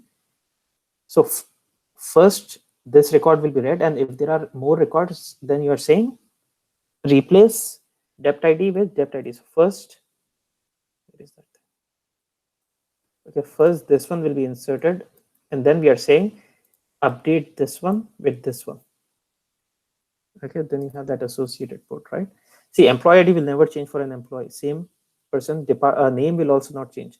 We are only tracking changes on dept ID. So you are saying replace it. If there are more than one instance, replace it. Okay. Do you see a new lookup row will be created? Is that clear to everyone? New lookup row will be created. Now, you don't have to write your insert update flag. This is the most difficult part of SCD type 1 and type 2, right? You don't have to do that. Powercenter said,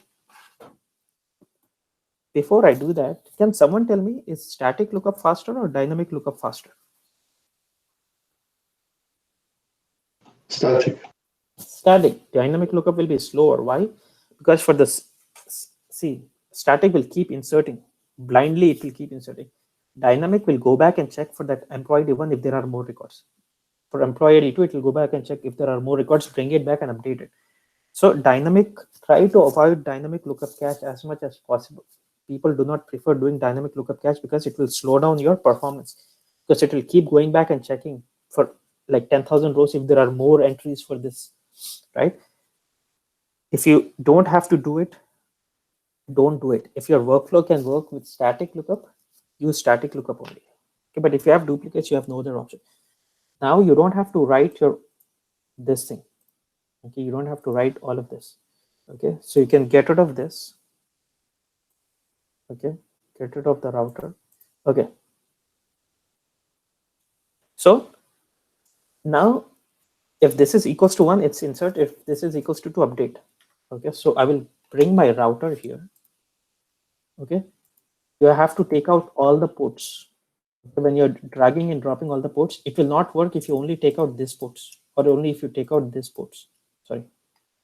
Once again, guys, this will not work if you only take out this ports. Remember that you will have to take out all the ports. Okay, now I will create 2 groups here. I will create insert. I will create update.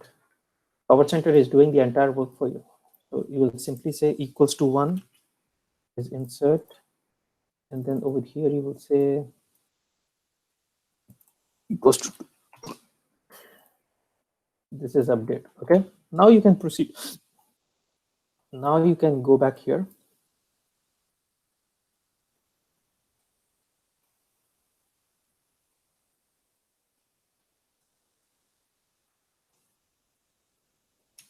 This is coming from the lookup, right? See, this emp ID is coming from lookup.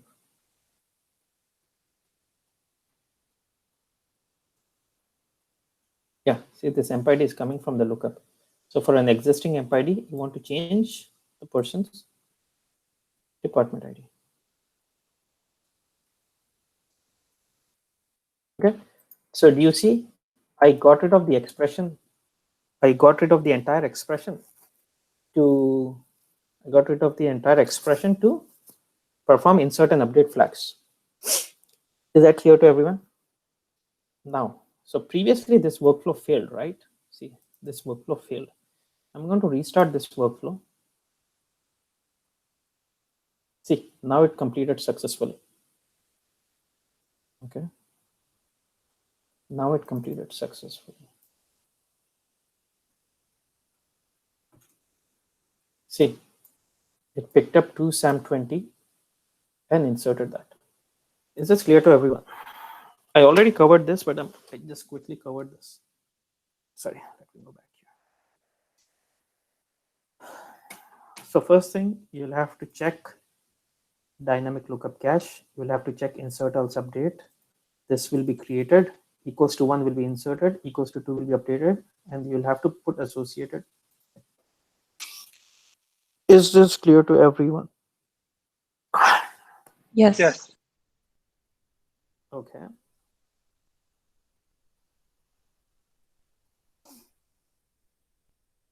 Now, I don't even need this router here. Okay. I'm going to make my STD type 1, type 2 like so small. So you need to be very experienced to do what I'm doing. You need to have a lot of experience. I did not know this before.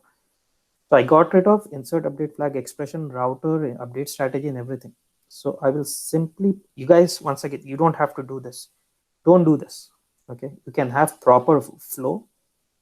I'm just saying that when you go to work, don't be surprised when you see something like this.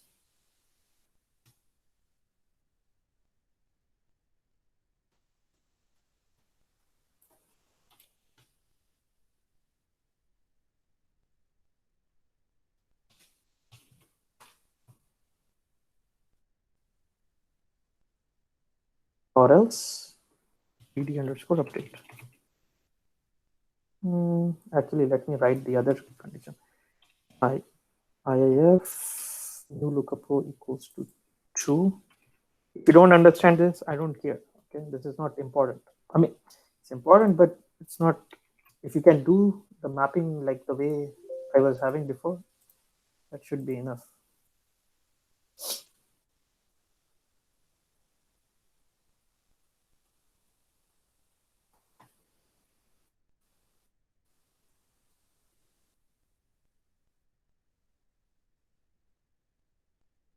Okay. When I haven't done this in a long time, so let me refresh. Create the target table and let's start from scratch. Okay, this is the final complicated mapping. I mean, SCD type 2, that's it. You don't have anything after that. After that, it's like small stuff. Okay, now,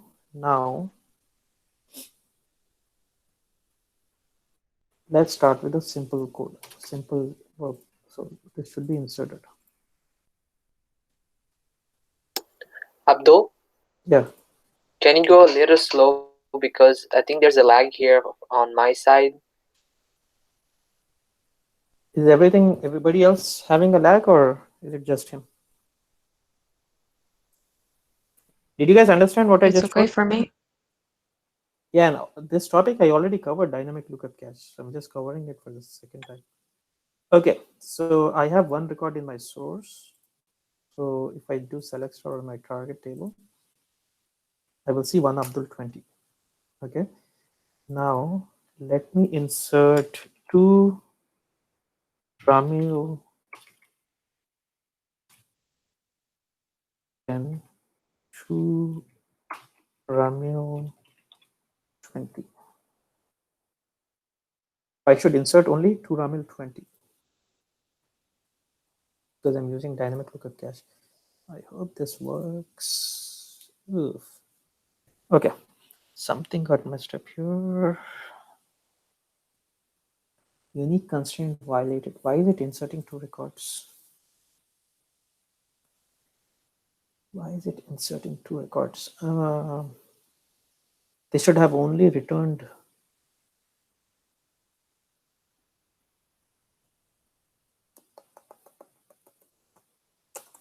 Okay, give me 1 second.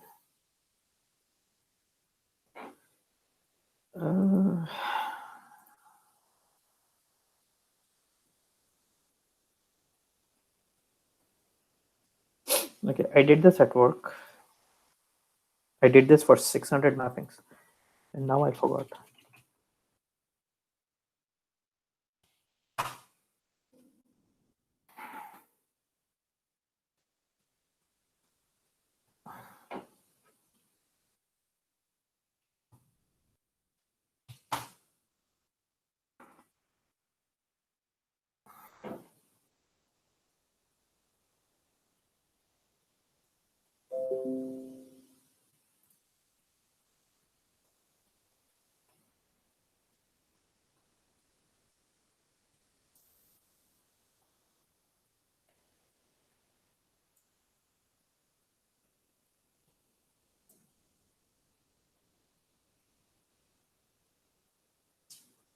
We had a failure at 4 in the morning, and I was supposed to look at it. At 4:19, something failed. Oh, did you guys know you can convert your phone numbers into email address? For example, if you have AT&T, you can put your phone number at the rate mms.att.net. You will get a text message for the failure messages. Okay, I don't know if I showed that. Abdul, can you show that also? I need that for the support. Yeah, it's simple. So for failures, you put your email, right? Okay, so this is exactly what I'm doing at work. See, I'm not doing so for all of these mappings, do you see how many mappings I have? It's about 550 mappings. I did this and I forgot. If new lookup row equals to 1, DD insert, otherwise DD update. And Is the alert only for AT&T, Abdul? no, why would AT&T get preference like that? You can do it for anybody. Do you think if one company does it, other companies will keep quiet and say, oh, I will let my competitor do it? Everybody has that option. I said both of me and my coworker, we both use AT&T. So you can convert your phone number into an email address just by putting it att.mms.att.mms.att.mms.net. Sorry, mms.att.net. Your phone number becomes an email address.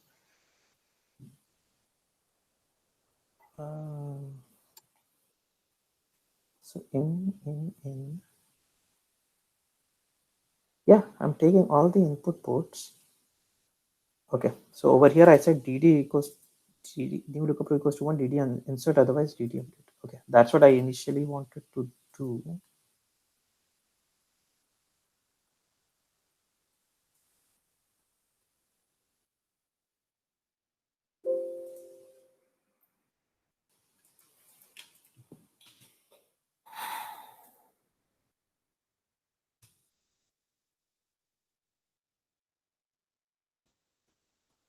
Okay, so now if I do select star on my table, I will only insert to Ramil 20. Okay, so you guys see how previously my mapping was huge, right? I had to check if the record exists. expression, insert, update flag. Then I had router. Then I had one insert, update strategy, and then this. I converted all of that into a single flow. But these are very difficult to troubleshoot because my code is not defined. The flow is not defined properly, right? I mean, it's not about defining. See, you wake up at 4. Suppose I had a failure at 4 in the morning. I wake up at 4. If I see something like this, or if I see something like this, which one do you think would be? Which one would you think would be more easier to understand? Yeah, this. I mean, both of them will not be easier to understand at 4 in the morning, but over here, at least I'll know that okay, inserts is happening here, updates is happening here, terminations is happening here, all of that. Okay, so sorry, but once again,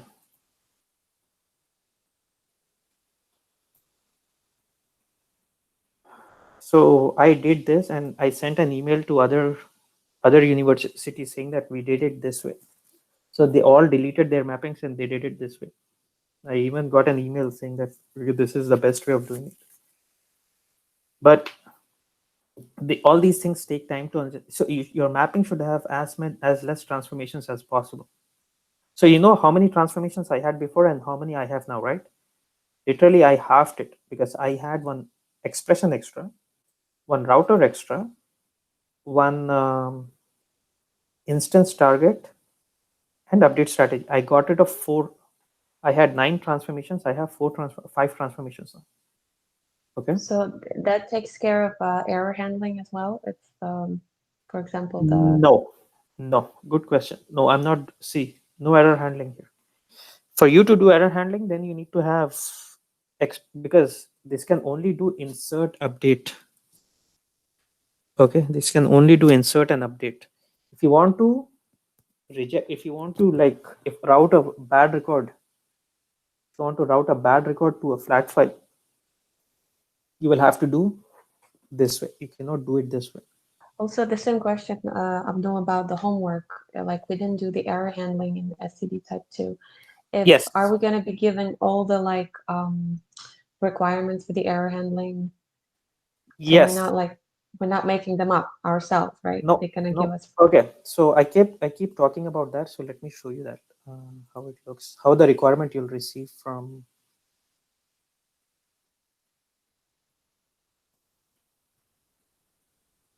You guys can see my screen, right? Yes. This is how you will receive requirements from your business analyst or your data modeler. Okay. They will tell you target column name. See, job F key. These are all the fact columns. And you will have so many dimensions. Exactly what we did. Right? So they'll tell you this should be integer, this should be small int, this should be varchar 10. This column is a straight load from the source.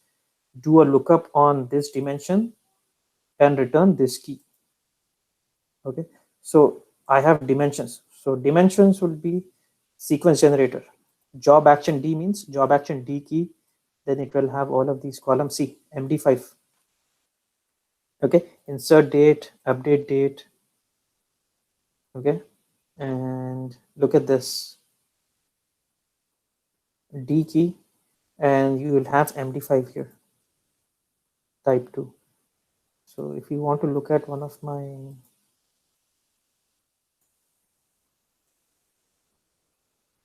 this is one of our fact tables.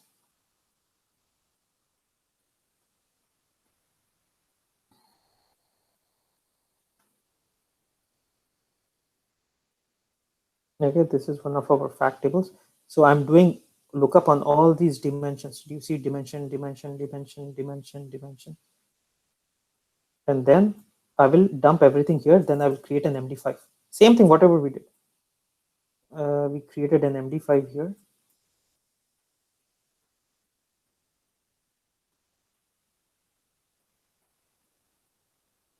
Here is my MD5.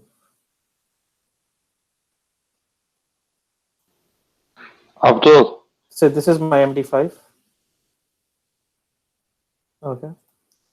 And then I will do a lookup on the target. Then I will create insert update. Do you see set insert update flags here? My insert update flag will be, see, insert flag. If is null LKP job F key. My update flag will be if not is null LKP job key and MD5 not equals to. This is exactly what you guys are doing, right?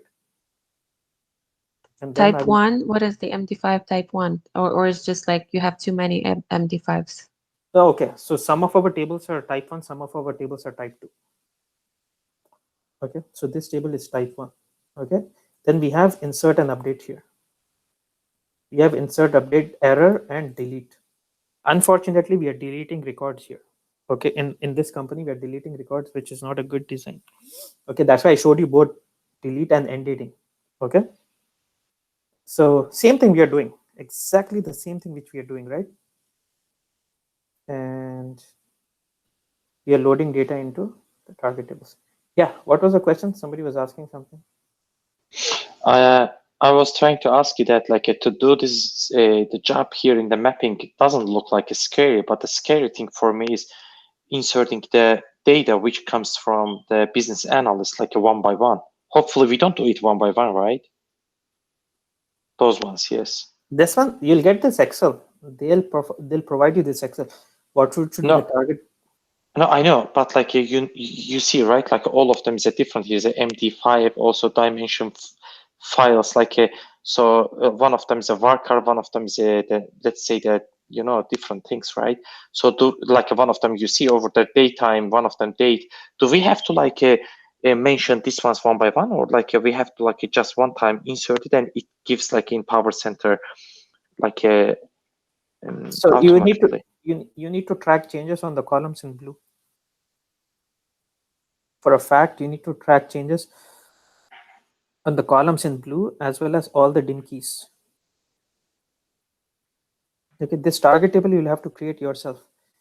Target table, table name, and these are the columns and these are the data types. You'll have to, this one you'll have to create by yourself. Okay, then this is your source. This is your source, and this is your source columns. It will say this column in target should be loaded from this column in source. This column in target should be loaded directly, and it's a straight load. Do you see the word straight load means?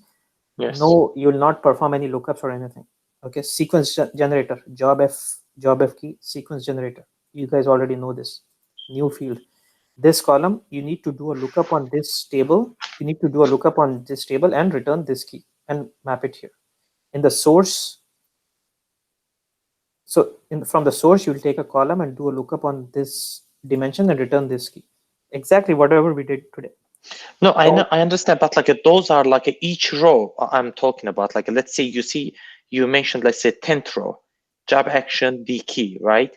This is the one mapping. It depends, like it belongs to one mapping or entire is like a file. This is one target table. In one target table, I have all these columns. I have my target table here. This one has all of these D keys, D keys, D keys, D keys. So that's why I have to do so many lookups. I did not understand your question. Or is your answer clear now? What is your question? No, I confused. Anyway, I mean, I will try to figure out. See, this is your target table. These are your target columns. This is your data type. You will have to create this. Your source will be, they'll provide you your source here. Okay. From the source. So, go ahead. No, you go ahead. What is your question? Okay. So you see the data type, right? Integer. Let's say that like we have like a 500 in like a one, or let's say here a lot of like integers, varchars. One of them varchar 32. One of them is varchar 50, right? So do we have to put hold on 1 second. Fact table will not have varchars. Please remember that. Okay, so you see that the smellant, one of them is a smellant, the other ones are integer. Yeah. Okay, so do we have to mention these ones one by one, like a one by one, or when we insert, it comes all together? Like, what do you mean one by one? What do you mean one by one? You have to write. Confused. Okay, they will give you this. Okay, they'll give you this file. Okay, copy this.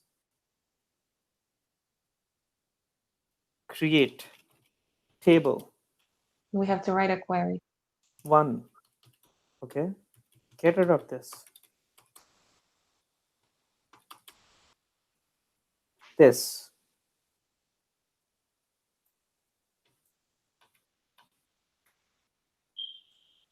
Okay, I see now. Table created, right? Oh shit, I did this in production.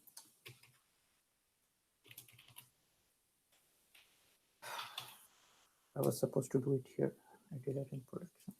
I want to do it.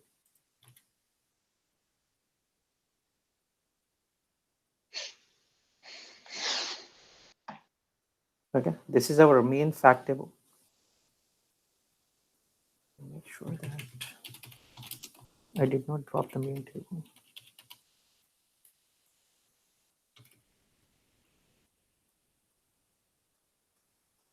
Oh yeah, I have that table. See, fact table will only have numbers in it. Okay, you'll have to create this target table. From the source, they'll provide you the logic. Is that clear? So anyways, Yes. so is dynamic lookup cache created? The other thing, dynamic lookup cache is you cannot do dynamic lookup cache with unconnected lookup. You can only do it with connected lookup only. See, unconnected lookup has so many problems, right? Unconnected lookup has so many problems.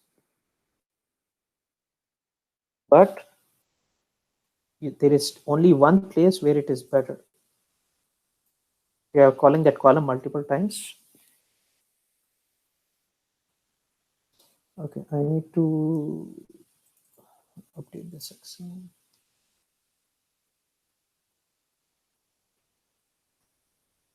So what did we do today?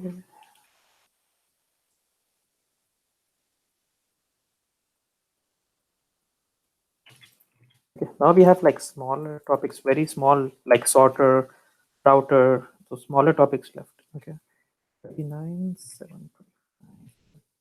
Okay, that mapping, that's called a mapping document. Okay, so what did we do today? Fact loading,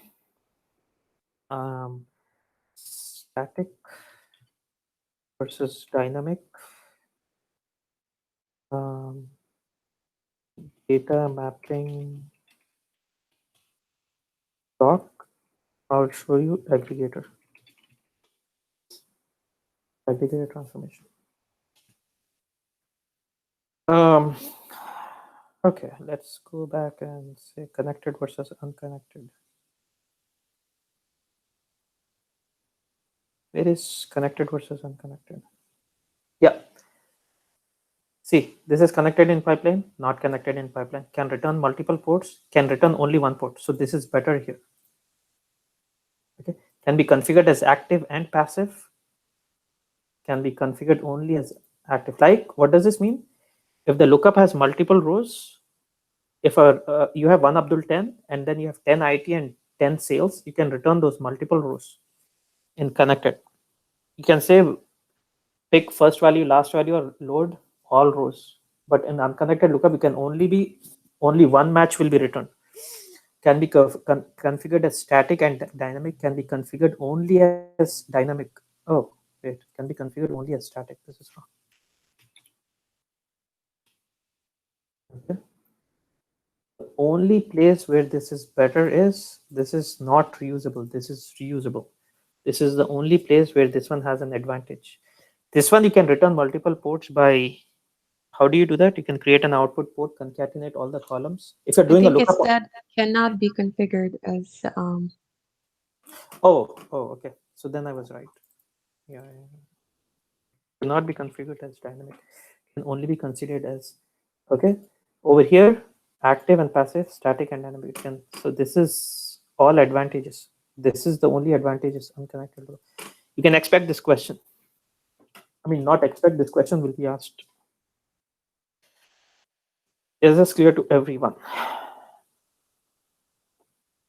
Yes. Okay, since we are okay, so let's move on. I'm going to create folder called aggregator. I'll tell you why I'm doing aggregator right after unconnected lookup. See, with unconnected with dynamic lookup cache, you can remove duplicates, right? So what happens? Remember that with dynamic lookup cache, you can remove duplicates. For example, if in your source you had 2 raml 20, 2 raml 10, 2 raml 10, this one will be inserted in the lookup cache. This one will go back and overwrite this one. So you will only have one record coming out. That's how you can get rid of duplicates with dynamic lookup cache. Let's look at aggregator. Okay. Awesome.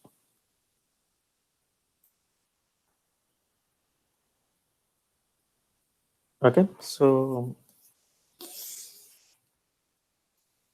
let me insert some data here. Student underscore aggregator. We did the same example when we did SQL student ID, name, subject, marks. The 1, 1, 2, 2, 2, 3, 3, 3. 3 students is enough. So up to English.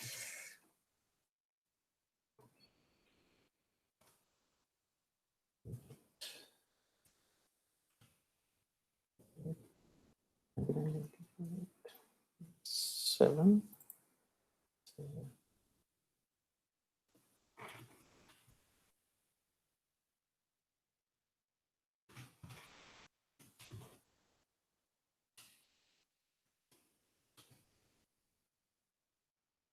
I'll use Notepad++. It's so much better.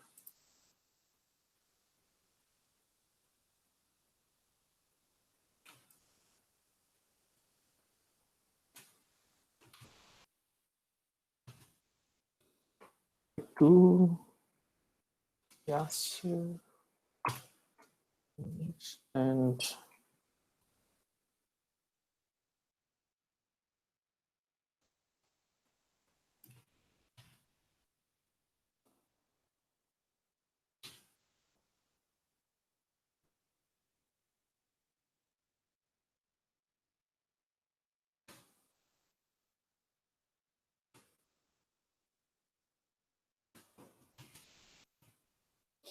okay, 3 comma.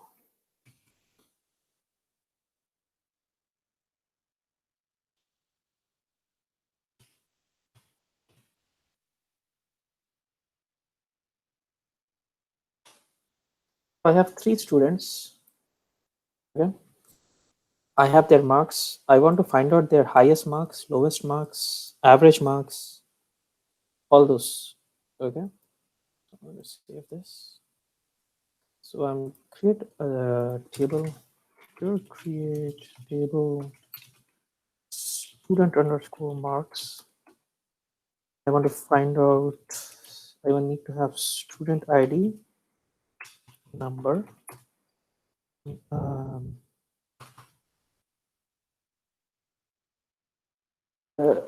highest, and max, highest marks for each student,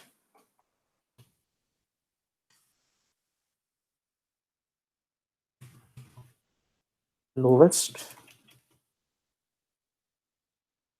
average, sum.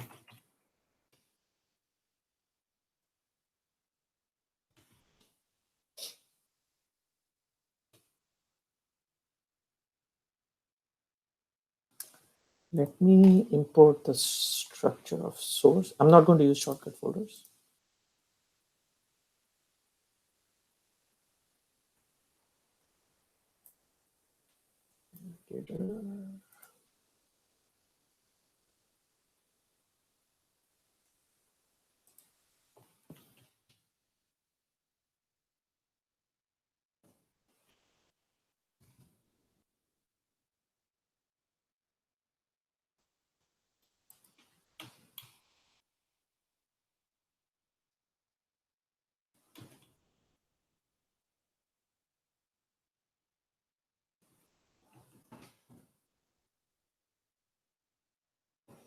So m underscore.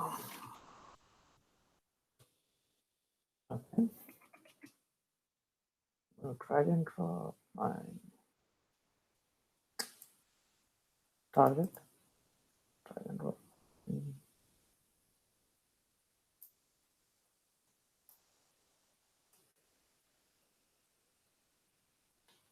So I want to calculate highest, lowest, average, and sum. So I will use aggregated transformation.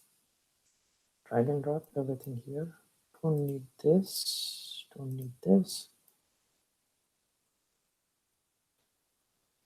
Need all of these. So I don't have to type everything in here. So I'll just make this as an output. So these are not coming from source, right?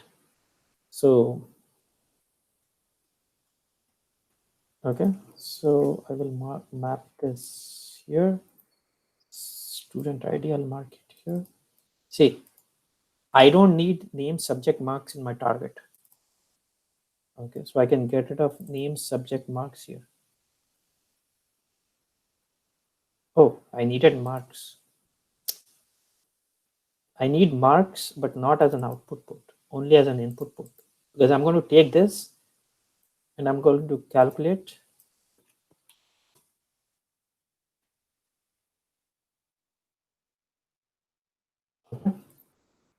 lowest,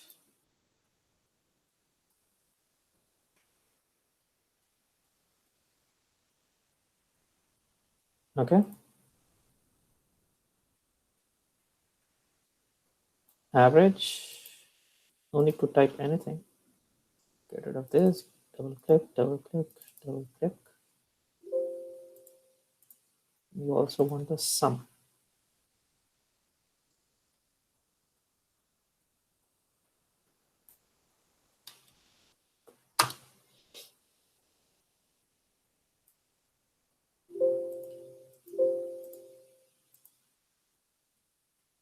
Okay, next thing, very important. You have to group by student ID, right? Because this student will be grouped into one, then I will calculate the highest, lowest. You remember group by, right? In SQL? Yes. So you're going to group based on student ID. So Abdul, I was trying this at home for the homework, 10.3. But the homework says to find the second highest and second lowest. Yeah, like that like the nth value would do on the SQL. I didn't know how to do it. No, that is very simple. That is very, very simple. You use rank Okay. transformation. We'll cover that next class. Okay, so that's it. Now I'm going to create.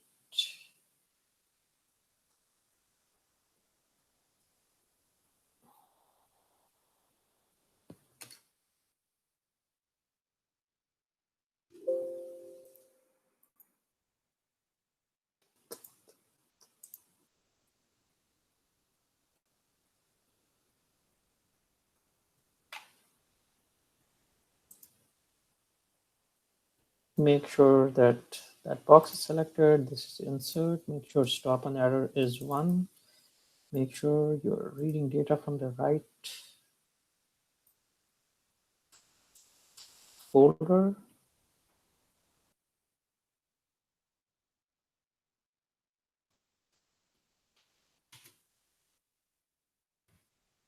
Make sure target table is truncated because you're not using update strategy or incremental load.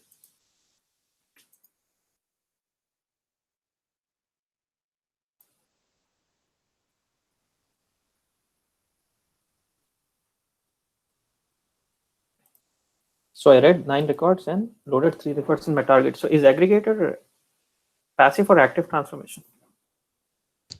Active. Because the number of records are less. Okay. Now when I do select star on this,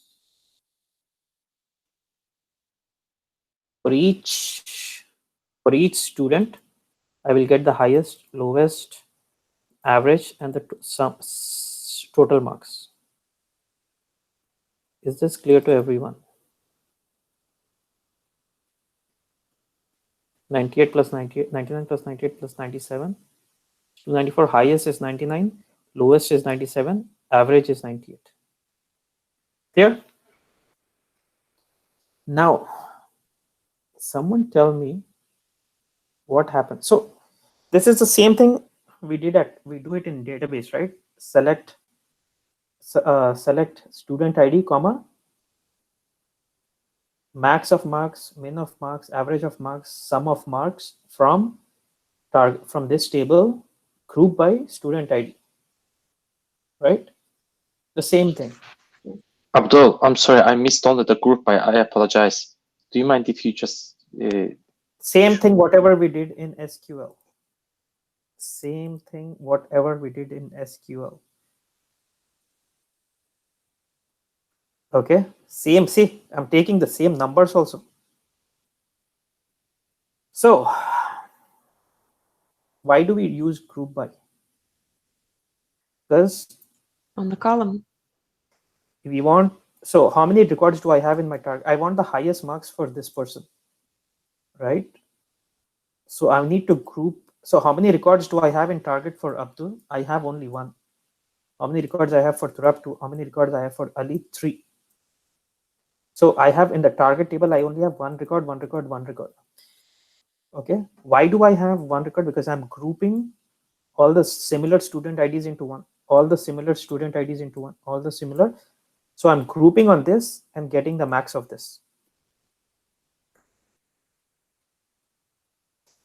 Okay. So.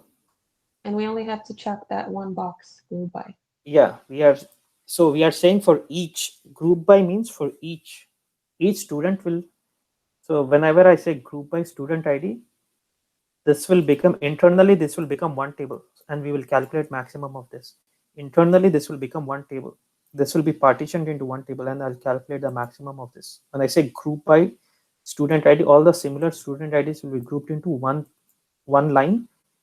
I don't have this in the target. So when you want to calculate the maximum marks, you cannot have this in your select statement. You can have this one. So it will combine all of this into one, all of this Abdul's into one, and you can perform an aggregate on this one. Okay. Now, interview question.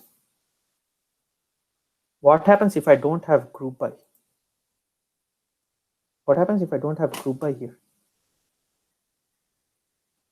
Can someone tell me? Okay. What happens when you don't have group by in your select statement in SQL? Your query will fail. Your query will fail. I don't think half of the class is not understanding what I'm explaining. Yeah, let me go back a little bit. That's the reason I keep saying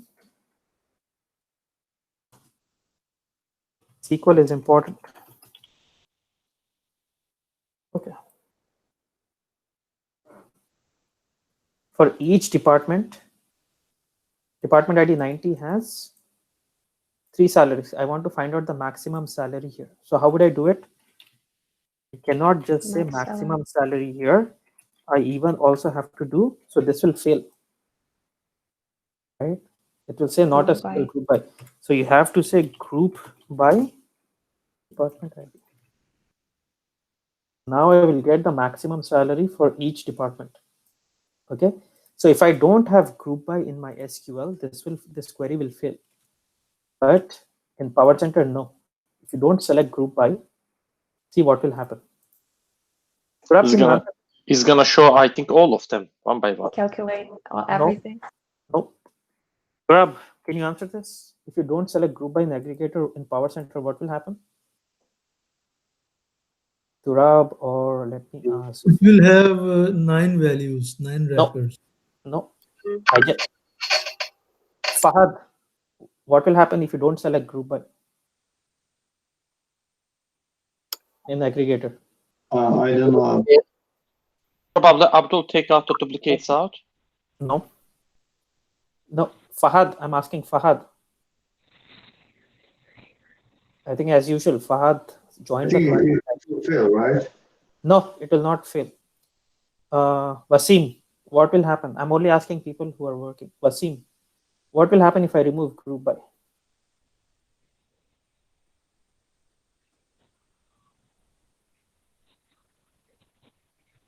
Okay.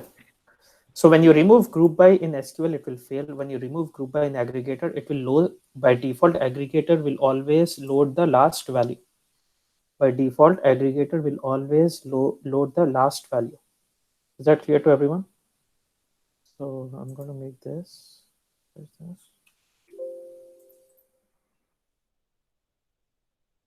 So I removed group by. So out of 9 records, I will only load 1 record. Is that clear?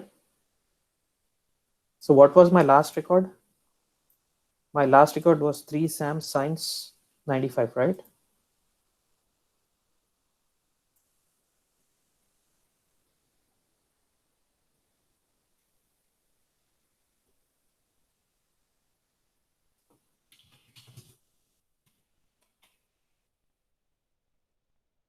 Interview question.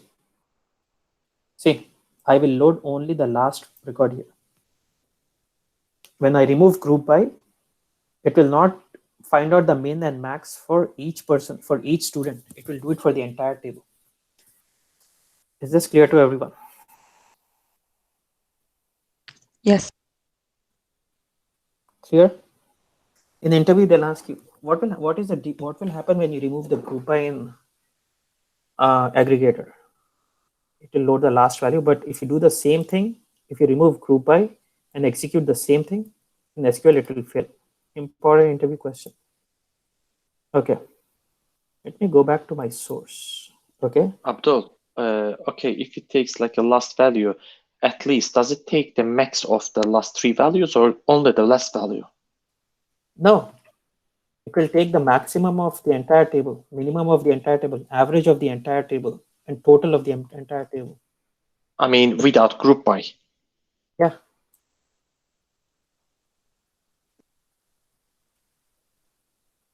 See, it took the total of the entire table, highest of the entire table, lowest of the entire table. If you remove group by, it will not. If you put group by, it will consider these 3 as one group. If you remove group by, it will consider this entire thing as one. Highest is 99, lowest is 95. It will calculate this. So 90 multiplied by 9 times. So it will be like 800 plus something like that. That's how the data is, right? That's how the data is, right? Okay. So I'm going to slightly modify my data. So I think I already have this flat file open.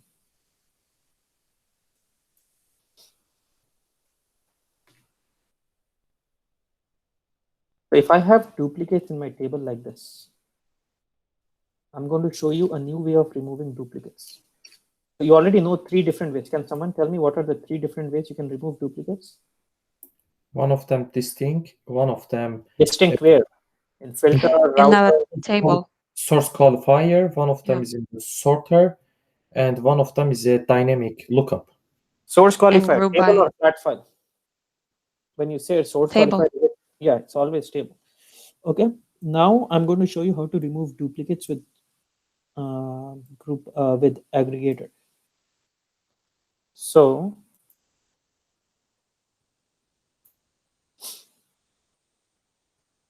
I'm not going to calculate marks here. Okay, I'm going to say get an aggregator.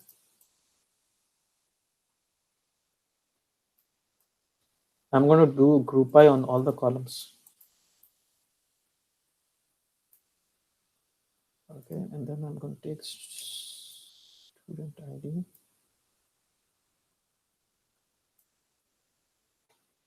I'll load marks in this column. Yeah, I'm supposed to create a brand new table with student ID, name, subject, and marks. Okay, I'm not going to do that. Or maybe I'll do it.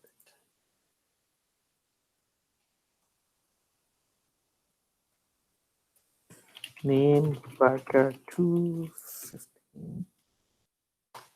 Marks 15. Student ID, name, subject. Student ID, name. This should be subject. Should be marks. This is how you remove duplicates with the aggregator. Okay, you do a group by on all the columns.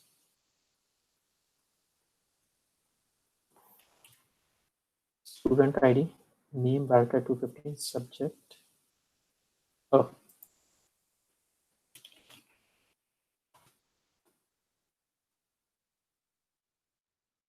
I'm actually looking for something from you guys. Nobody's saying. Still waiting for somebody to say something. I don't want to give hints. I want you guys to come up with the answer. I'll wait till I complete this mapping. I thought somebody would give me that answer. So we should get only 3 rows. Yeah, I'm not talking about this. Okay, keep thinking. If you guys don't say, then I'll. Can you please repeat the question? There is no question. I'm not supposed to be asking this. You guys are supposed to tell me what I showed just now. You are supposed to say, oh, Abdul, that we can do with this. Okay, there is no question here. Okay, student underscore aggregate. Okay, I'll give you a hint. I said right after dynamic lookup cache, I said I am going to show you aggregator. There is a reason. Okay, I don't want to say anything more than that.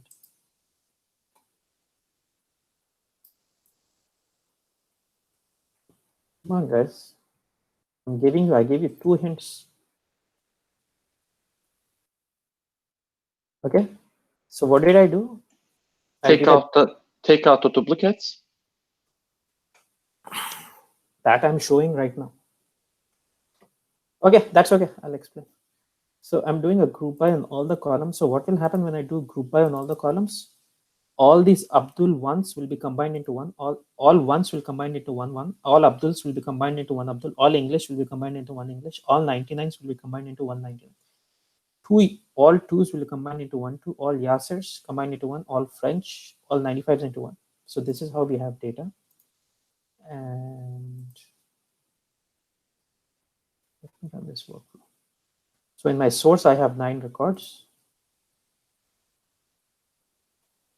In my target, I will have only 3 records.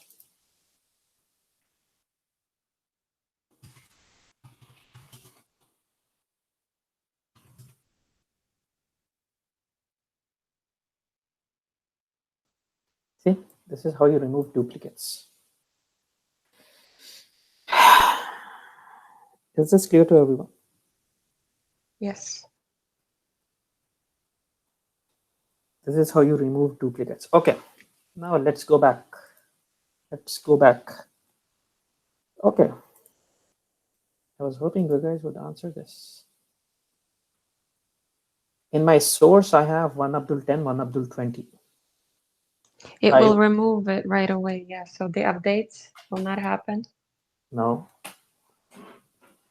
Because dynamic lookup cache will do the. I don't want to use dynamic lookup cache. I still want to use regular lookup.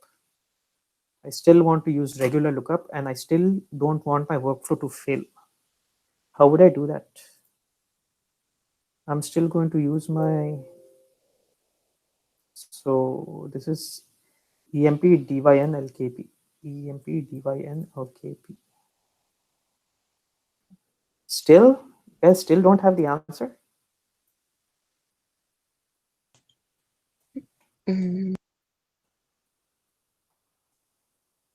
That's not good. I'm literally spoon feeding the answer. You guys are not saying it. Okay, that's okay. I don't understand. So static lookup cache can be used here because it only does inserts. My question is very simple.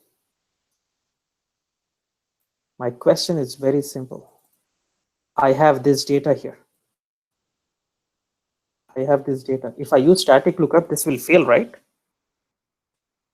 Yes, because only inserts are allowed, and this has to be updated. Very good. I want to use static lookup and don't want this to fail. It will not fail because it will only show the last value. I mean, it will fail. It will fail. Why will it not fail? It will if we use the aggregator. I mean. Okay, you're giving me half of the answer. If we use the aggregator, it will already do part of the job, and it will not fail. How will it do part of the job? because it will remove the duplicate and it will return if. Where is the duplicate? There is no duplicate here. I have 2 Ramil 10 and 2 Ramil 20. This is not duplicate. But it's a mistake. It's actually a duplicate. This is not a We duplicate. have to do the group by on. On what? You'll do group On by on MPID. MPID name and depth ID. On It will MPID. combine. Okay, it will combine 2 and 2 into 1 2. It will combine Ramil and Ramil into 1 Ramil. How can it combine this one and pick up 1? You're giving me half of the answer.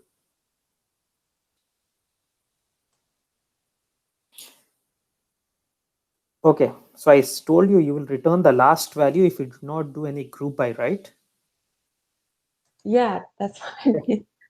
No, that answer is not complete. So if you do the group by, you just remove the duplicates. If you do group by on all the columns, if you don't do anything. This is not a duplicate. Okay, let me complete the mapping. But you have to use aggregator here.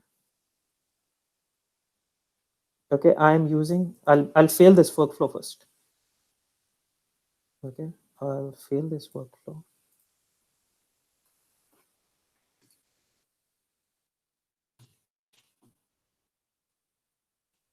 Okay, check record exists. And then I will create an expression. I will take all the columns from here. From here, I will only take these 2 columns. I'm not going to track changes on name, so I can get rid of name. Columns which are coming from source, I'll put columns which are coming from lookup. I'll put LKP in the front. Create 2 ports. Insert underscore flag. UPD underscore flag. String 1. String 1. These are output ports. We have done this so many times, right? So this is nothing new here.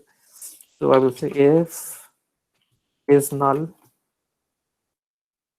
LKP MPID comma y comma n. Okay, you can write something like this, or like Turab showed the other day. Null if.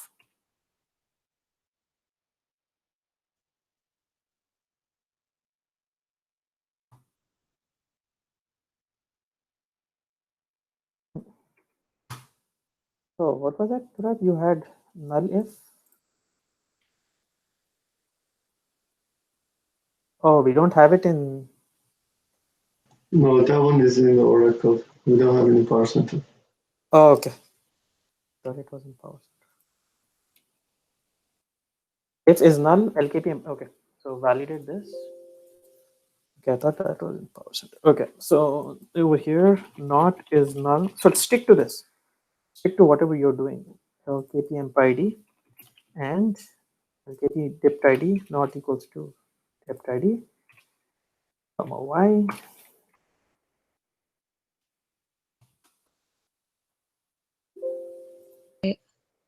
IIF. Oh, IIF not is now open one. Okay, thanks. So then I will have a router. I just need 5 minutes. This will be done. XP INS underscore UPD underscore UPD underscore flag.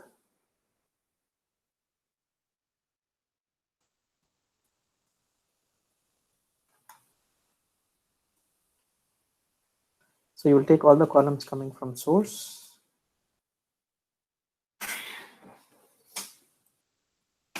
Take all the columns coming from source. You will take LKP MPID for updates and then the flags. You will not take this. Rename this.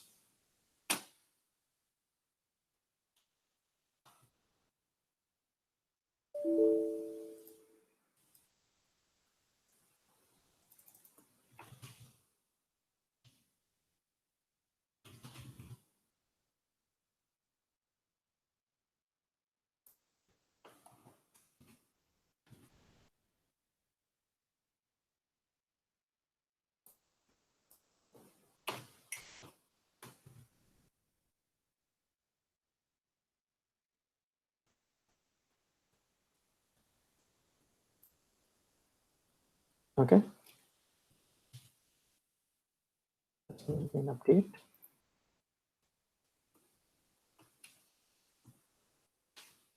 So this will fail now because you have duplicates in your, not duplicates, you have two rows for the same. Let me not use that word duplicate. Okay. It's not a duplicate. You have two rows for the same emp ID, right? LKB and then depth ID.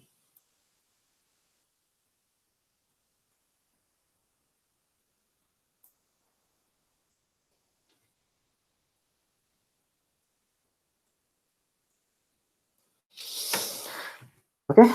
Let me oh, wait.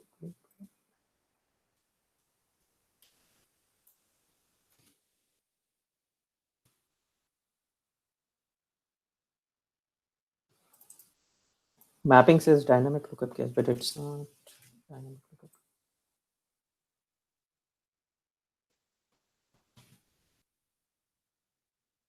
First thing, I'll make sure it's data driven. Second thing, I'll make sure stop on error is 1. This is fourth thing, I'll make sure it's reading data from the right folder. I'll make sure target tables are not truncated and lookup has a proper connection.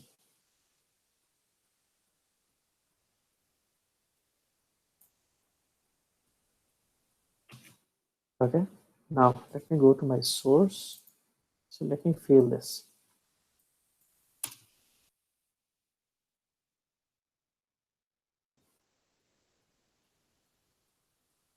So now workflow will fail because I have two rows for the same emp ID in my source. So it will fail with the error message. Why is it succeeding?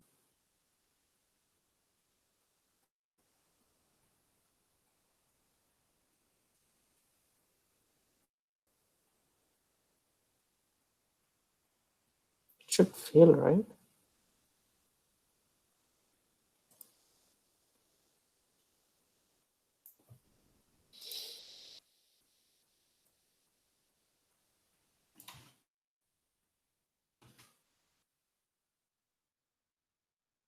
Oh, I did not truncate this. Okay.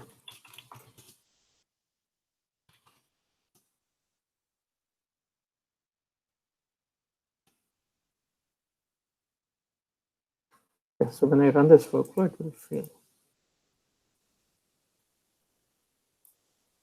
It will say unique constraint violated because my dynamic lookup cache is inserting this one and this one. My static lookup cache is inserting and this one and this one. I want to use static lookup cache and still make this work. How will I do it?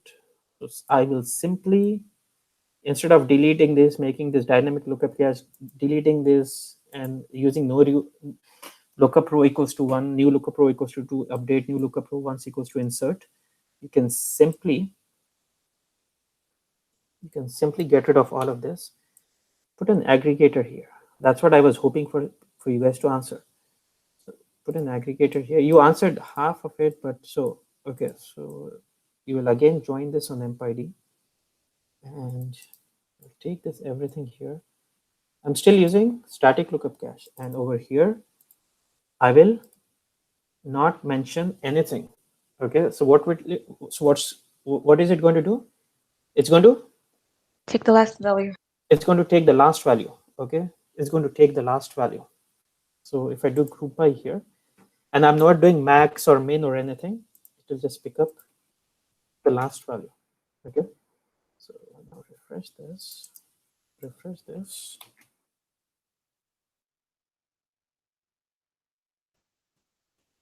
See, it read 2 rows and inserted 1 row. I have 2 records, one RAML 10 and one RAML 20. But since I'm not doing min or max, it just picked up the last row. Right? Instead of making this as dynamic lookup cache, which makes it again slower and everything. You can just simply insert an aggregator. You can just say aggregator, and you can say pick last. Is this clear to everyone? Yes. That's Abdul, what about show aggregator? Yeah. I'm sorry, what about if you add the third column over there? truncate the table and add the third column over here. Third row, you mean? I mean, yes, one Abdul 10. So in this case, it should take the only one Abdul 10, right? No. No, because I said group by emp ID, but I'm not doing min max. So it will group by 2, and then it will just pick up the last one. I'm coming to that. So Abdul 20. Okay. Okay. So let me truncate my target table.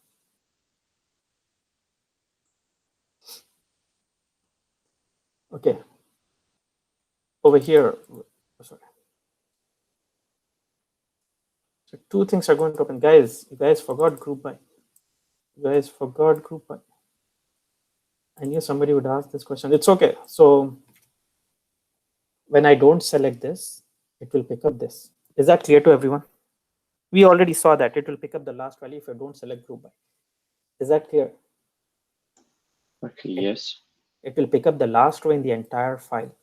When you select group by emp ID and you're still not doing min and max, for this one, it will pick up for this emp ID, it will pick up this last row. For this emp ID, it will pick up this last row. Let's test it out. So I'm going to remove group by. So it will consider the entire file as one group. Now it's going to consider this entire file as one group. Only this will be picked up and loaded. Okay. So I truncated my target table, right?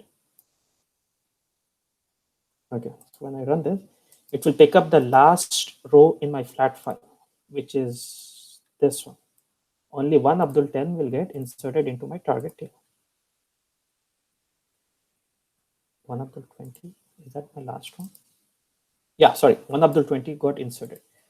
Now, I don't know. Okay, so I'll truncate the target table again. I will go back to my this thing and I will select group by. Now it will pick up for each employee ID, it will pick up the last row. Okay. Now for employee ID 2, it will pick up this. For employee ID 1, it will pick up this. So if you're not performing any min max, default it will pick up is last.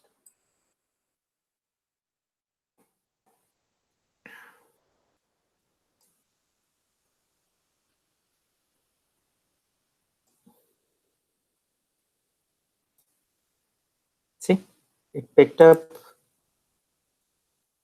2 Ramil 20, 1 Abdul 10, or 1 Abdul 20. You don't have to go through the headache of making the static new lookup row equals to 1, new lookup row. You simply inserted an aggregator which will ensure that it will pick up the last row always. Is that clear to everyone? Yes, Abdul. What about, I mean, is it possible when we use the static, okay, without aggregate, it means that if it's going to be 1 Abdul 10 and 1 Abdul 20, it should fail because it is static, correct? Yeah. If it's okay, static, so what about if we change the commit interval 1? Commit interval 1. So you will insert 2 Ramil 10 and commit it. Then you will insert 2 Ramil 20 because there is a primary key on 2. How does that make a difference? No, there's like a primary key. There is a primary key on 2. So you will insert this and then insert this in static lookup cache. No. So look at this. No, but right now it uploaded over there here, right? Yeah, on because this. I'm using an aggregator, right? So aggregator, like it automatically take out the constraint.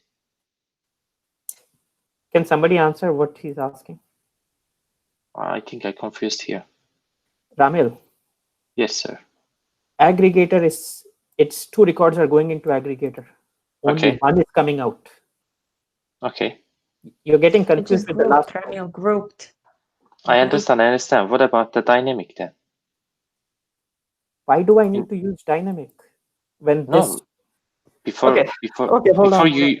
you use the dynamic, right? Ramil, dynamic lookup. If I do not, dynamic will remove it already. I mean, these two will do the job of this one and this one. Aggregator plus static is equals to dynamic. Okay, I did not have aggregator transformation. 2 records, 1 Abdul 10, 1 Abdul 20 is going into this, right? Ramil. So this is static, right? This is Yes. static. So one Abdul 10 and one Abdul 20 will go into this. One Abdul 10 will be try to insert. One Abdul 20 will try to insert. It will fail, Sure. right? Mhm. I inserted an aggregator. I'm not doing any min max, so it will pick up the last one. I kept this as static. Before the data goes into the lookup, this record gets filtered out.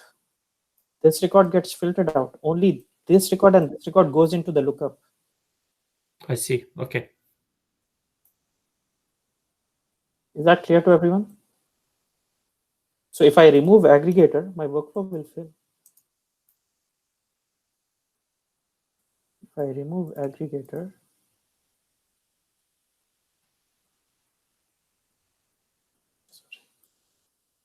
that's what I did right previously. I ran without the aggregator, it failed.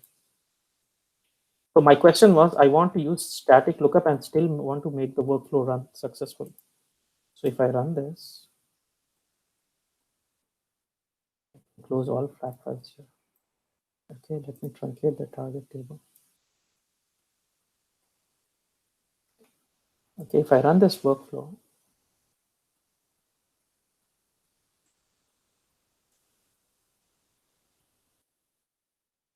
now my workflow will fail because one Abdul 10 and one Abdul 20 will try to get inserted. It will say unique constraint violated.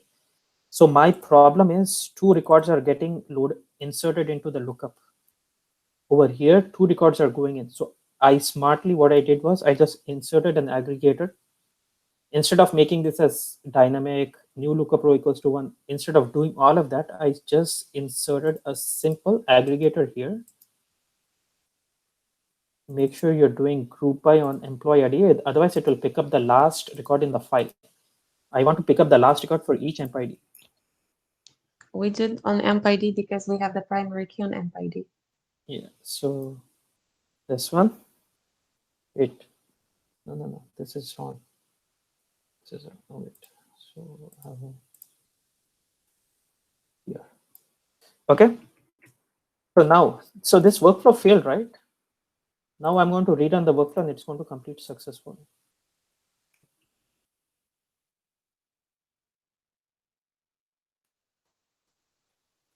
See, 4 record read, only 2 inserted because it got rid of, while feeding data into the lookup, it picked up only the last values here because you're not doing any min and max in aggregator. So it will pick up only the last value per employee ID. If I remove the group by on employee ID, it will pick up the last value in the file. It will consider the entire file as one group and it will only pick up this value and load it, which I just showed. Is this clear to everyone? Yes. Clear? Okay, final topic. How do you make aggregate run faster? Always use sorter before aggregator and sort on the columns on which you're doing group by. Okay, so otherwise, you know what will happen? Same thing I showed during SQL also. Suppose if you have data like this, suppose you have 2 Ramil 30 here, and then 1 Abdul 40 here. The Powercenter will have to sort all of this and then pick up the last value, right? So is that clear to everyone? So if you use a sorter and in aggregator, you select this box called sorted input, you have to select this. So aggregator Just like will we use group by and then where statement. We can use it together. group by and where? In SQL, I mean, to sort the No. data. No, this is index. So for example, before joiner, I said, right, you should sort on the columns on which you're joining. And before lookup, I said you should use a sorter. Just like aggregator, you should use a sorter. Otherwise, aggregator will have to sort all employee IDs in one place. Okay, it will, for this employee ID, it will check how many times it's here. It internally it pulls it into one place and then picks up the last value. Okay, if you use a sorter and say sorted input, it will say, okay, you're feeding 2 RAML 10, 2 RAML 20, 2 RAML 30 in one place to the aggregator. So it will just do the job of an aggregator. It won't do the job of sorter plus aggregator. Okay, but for you to use sorter in aggregator, you need a license for it. Without a license, you cannot use this. Okay, now your workflow will fail because it will say need a license, contact customer service. So they want to make money that way because aggregator is expensive to run in a workflow. It takes up a lot of memory. See, it will say partition option license required to run sessions with user. So you need a license to do this. For joiner, you don't need a license. So you can simply go here. At work, you will have a license. Don't worry about that. This is the performance tuning for aggregator.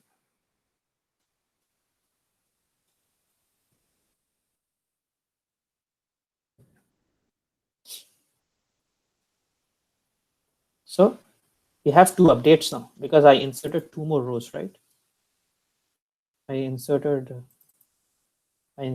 this one and this one.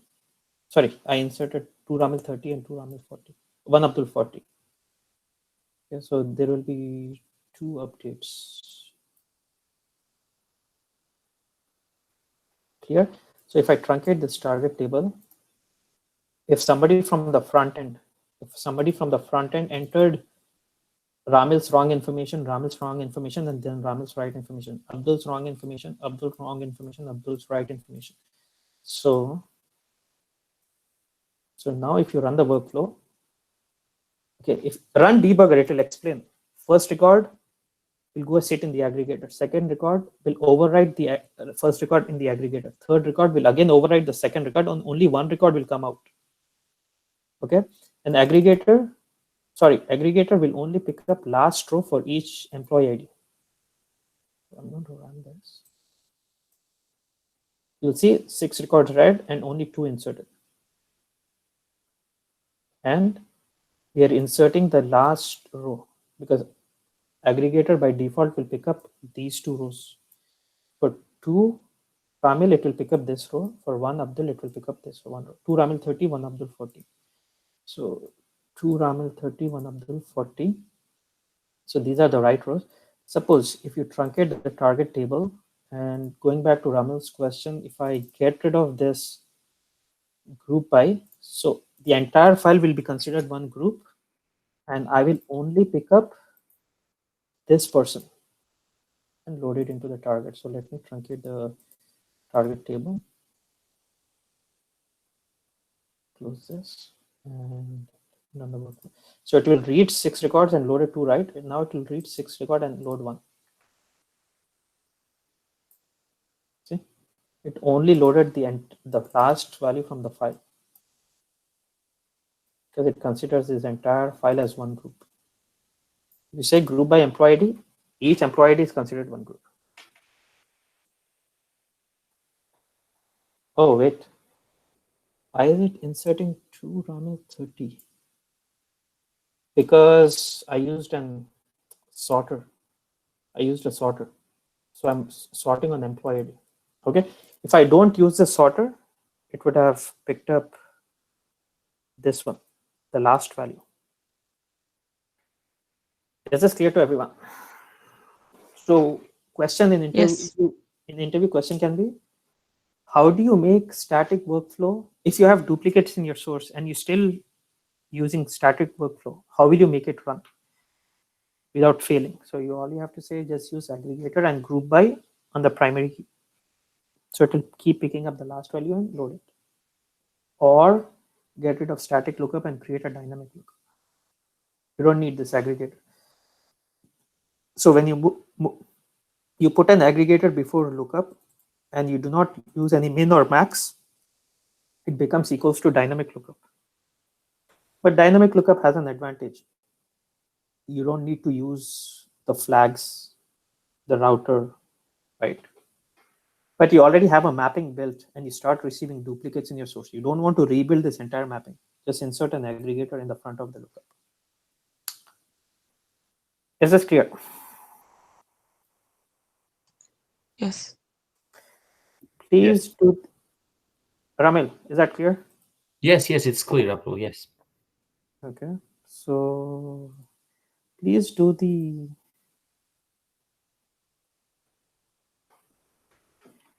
pick last value. What did I show? Performance tuning aggregator. Dupes in source and static lookup. We covered all of these.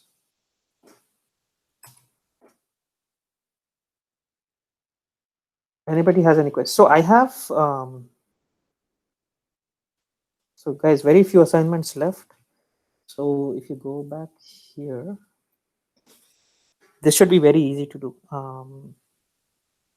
Batch 10, Informatica recording. Oh no, not Informatica recordings. So you have two interview questions, so please do these.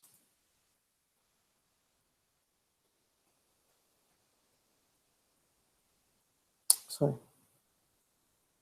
So this is important, guys. Okay.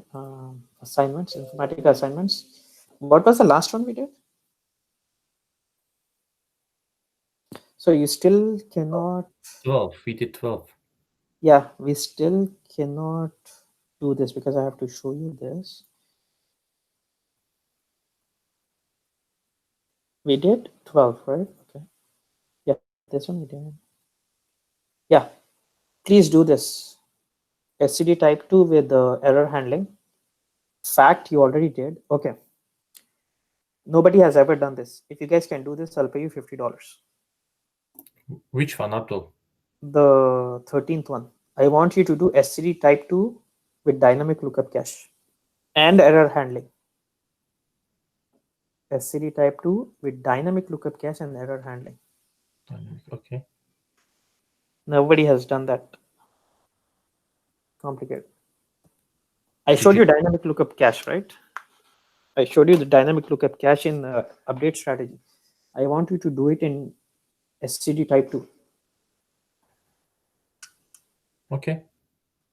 Okay, we cannot use a static lookup because there are duplicates in the source.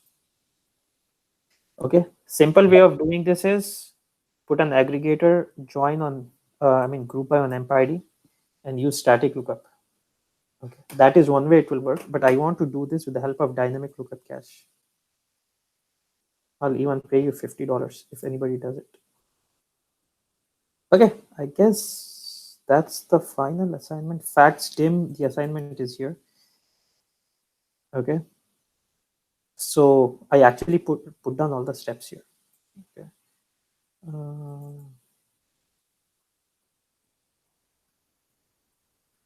What is this one? Update strategy. Okay. Then there is a very important interview question. How do you update records without using update strategy? In every interview, they'll ask. So I want you to do SCD type 2 with error handling, SCD type 2 with dynamic lookup cache and error handling, update records without update strategy. Okay, try to do as much as possible. Anybody has any questions? So we have 2 more weekends left. Exactly 2 more weekends. 9th will be the last class. Okay, we will have mock interviews here. We will start your marketing from 17th. Good job. We will start your marketing from 17th. 9th will be the last class. So how many classes do you have? Tuesday, Thursday, Saturday. 8 more classes left. We will start. I will give 1 week for mock interviews. And then from Monday 17th, you will start getting interviews. Okay. I hope you guys are ready for it. Any questions? No. Okay. Abdul? Yeah. It's normal to mess up the first few interviews? Yeah. So I had in the 17 people we have placed, they were only 2 people who got job even before the interview completed. There was one person actually, 2017. There was one person He was the worst student I ever had. One of the worst students I ever had. He would join late. His Powercenter would always be password would be locked because he never had the password. His database would always be locked. He would join 15-20 minutes late. 1 hour he would leave and he would join. He would go to work, gas station, and he would join classes from there. Never did any assignments. Okay, join late, leave after 1 hour, and 1 hour he would sit in Uber and do that. And his database was always locked. His Powercenter was always never working. He never did assignments. That guy, but he knew he was very good at giving interviews. He was excellent at giving interviews. So he got a job before the training completed. I was shocked. And right now he's working from our home and he's doing 2 jobs right now. He's working 2 projects. So he's making over 200K right now. So there was, and then last year in June, July, I had one more person. He's currently working for US. He's working for USAA in San Antonio. That guy also was, alhamdulillah, very good. He got a job even before the training completed. So there is a chance you could get a job even before the training completes. Those guys were very eager. They were like, no, start my marketing. No need for mock interviews. They were like literally pushing me. And I was okay with them. The first guy was not okay. The second guy was okay. So there is a chance that you might clear interviews even before. And there is actually an advantage right now because a lot of H1Bs are not getting jobs right now. So the market is open for green cards and citizens. Take advantage of that because after January, it's going to be difficult because H1Bs would be back in the market. And so after we get a job, are we still gonna have access to all these videos and assignments? Of course, you can already download it and keep it on your computer, even if I remove your access here, right? Yeah. Right. Yeah. Right? You can download and put it on your computer. Oh, the other thing, I have another WhatsApp group where anybody who is currently working ask questions. I'm going to add you guys to that group, okay? So they won't, usually all those people I've placed in the past, they who are currently working, they ask questions there. It would be good to be part of that group. Okay? Usually nobody asks questions like once a week or once in 2 weeks they'll ask. So I'm just letting you guys know, okay?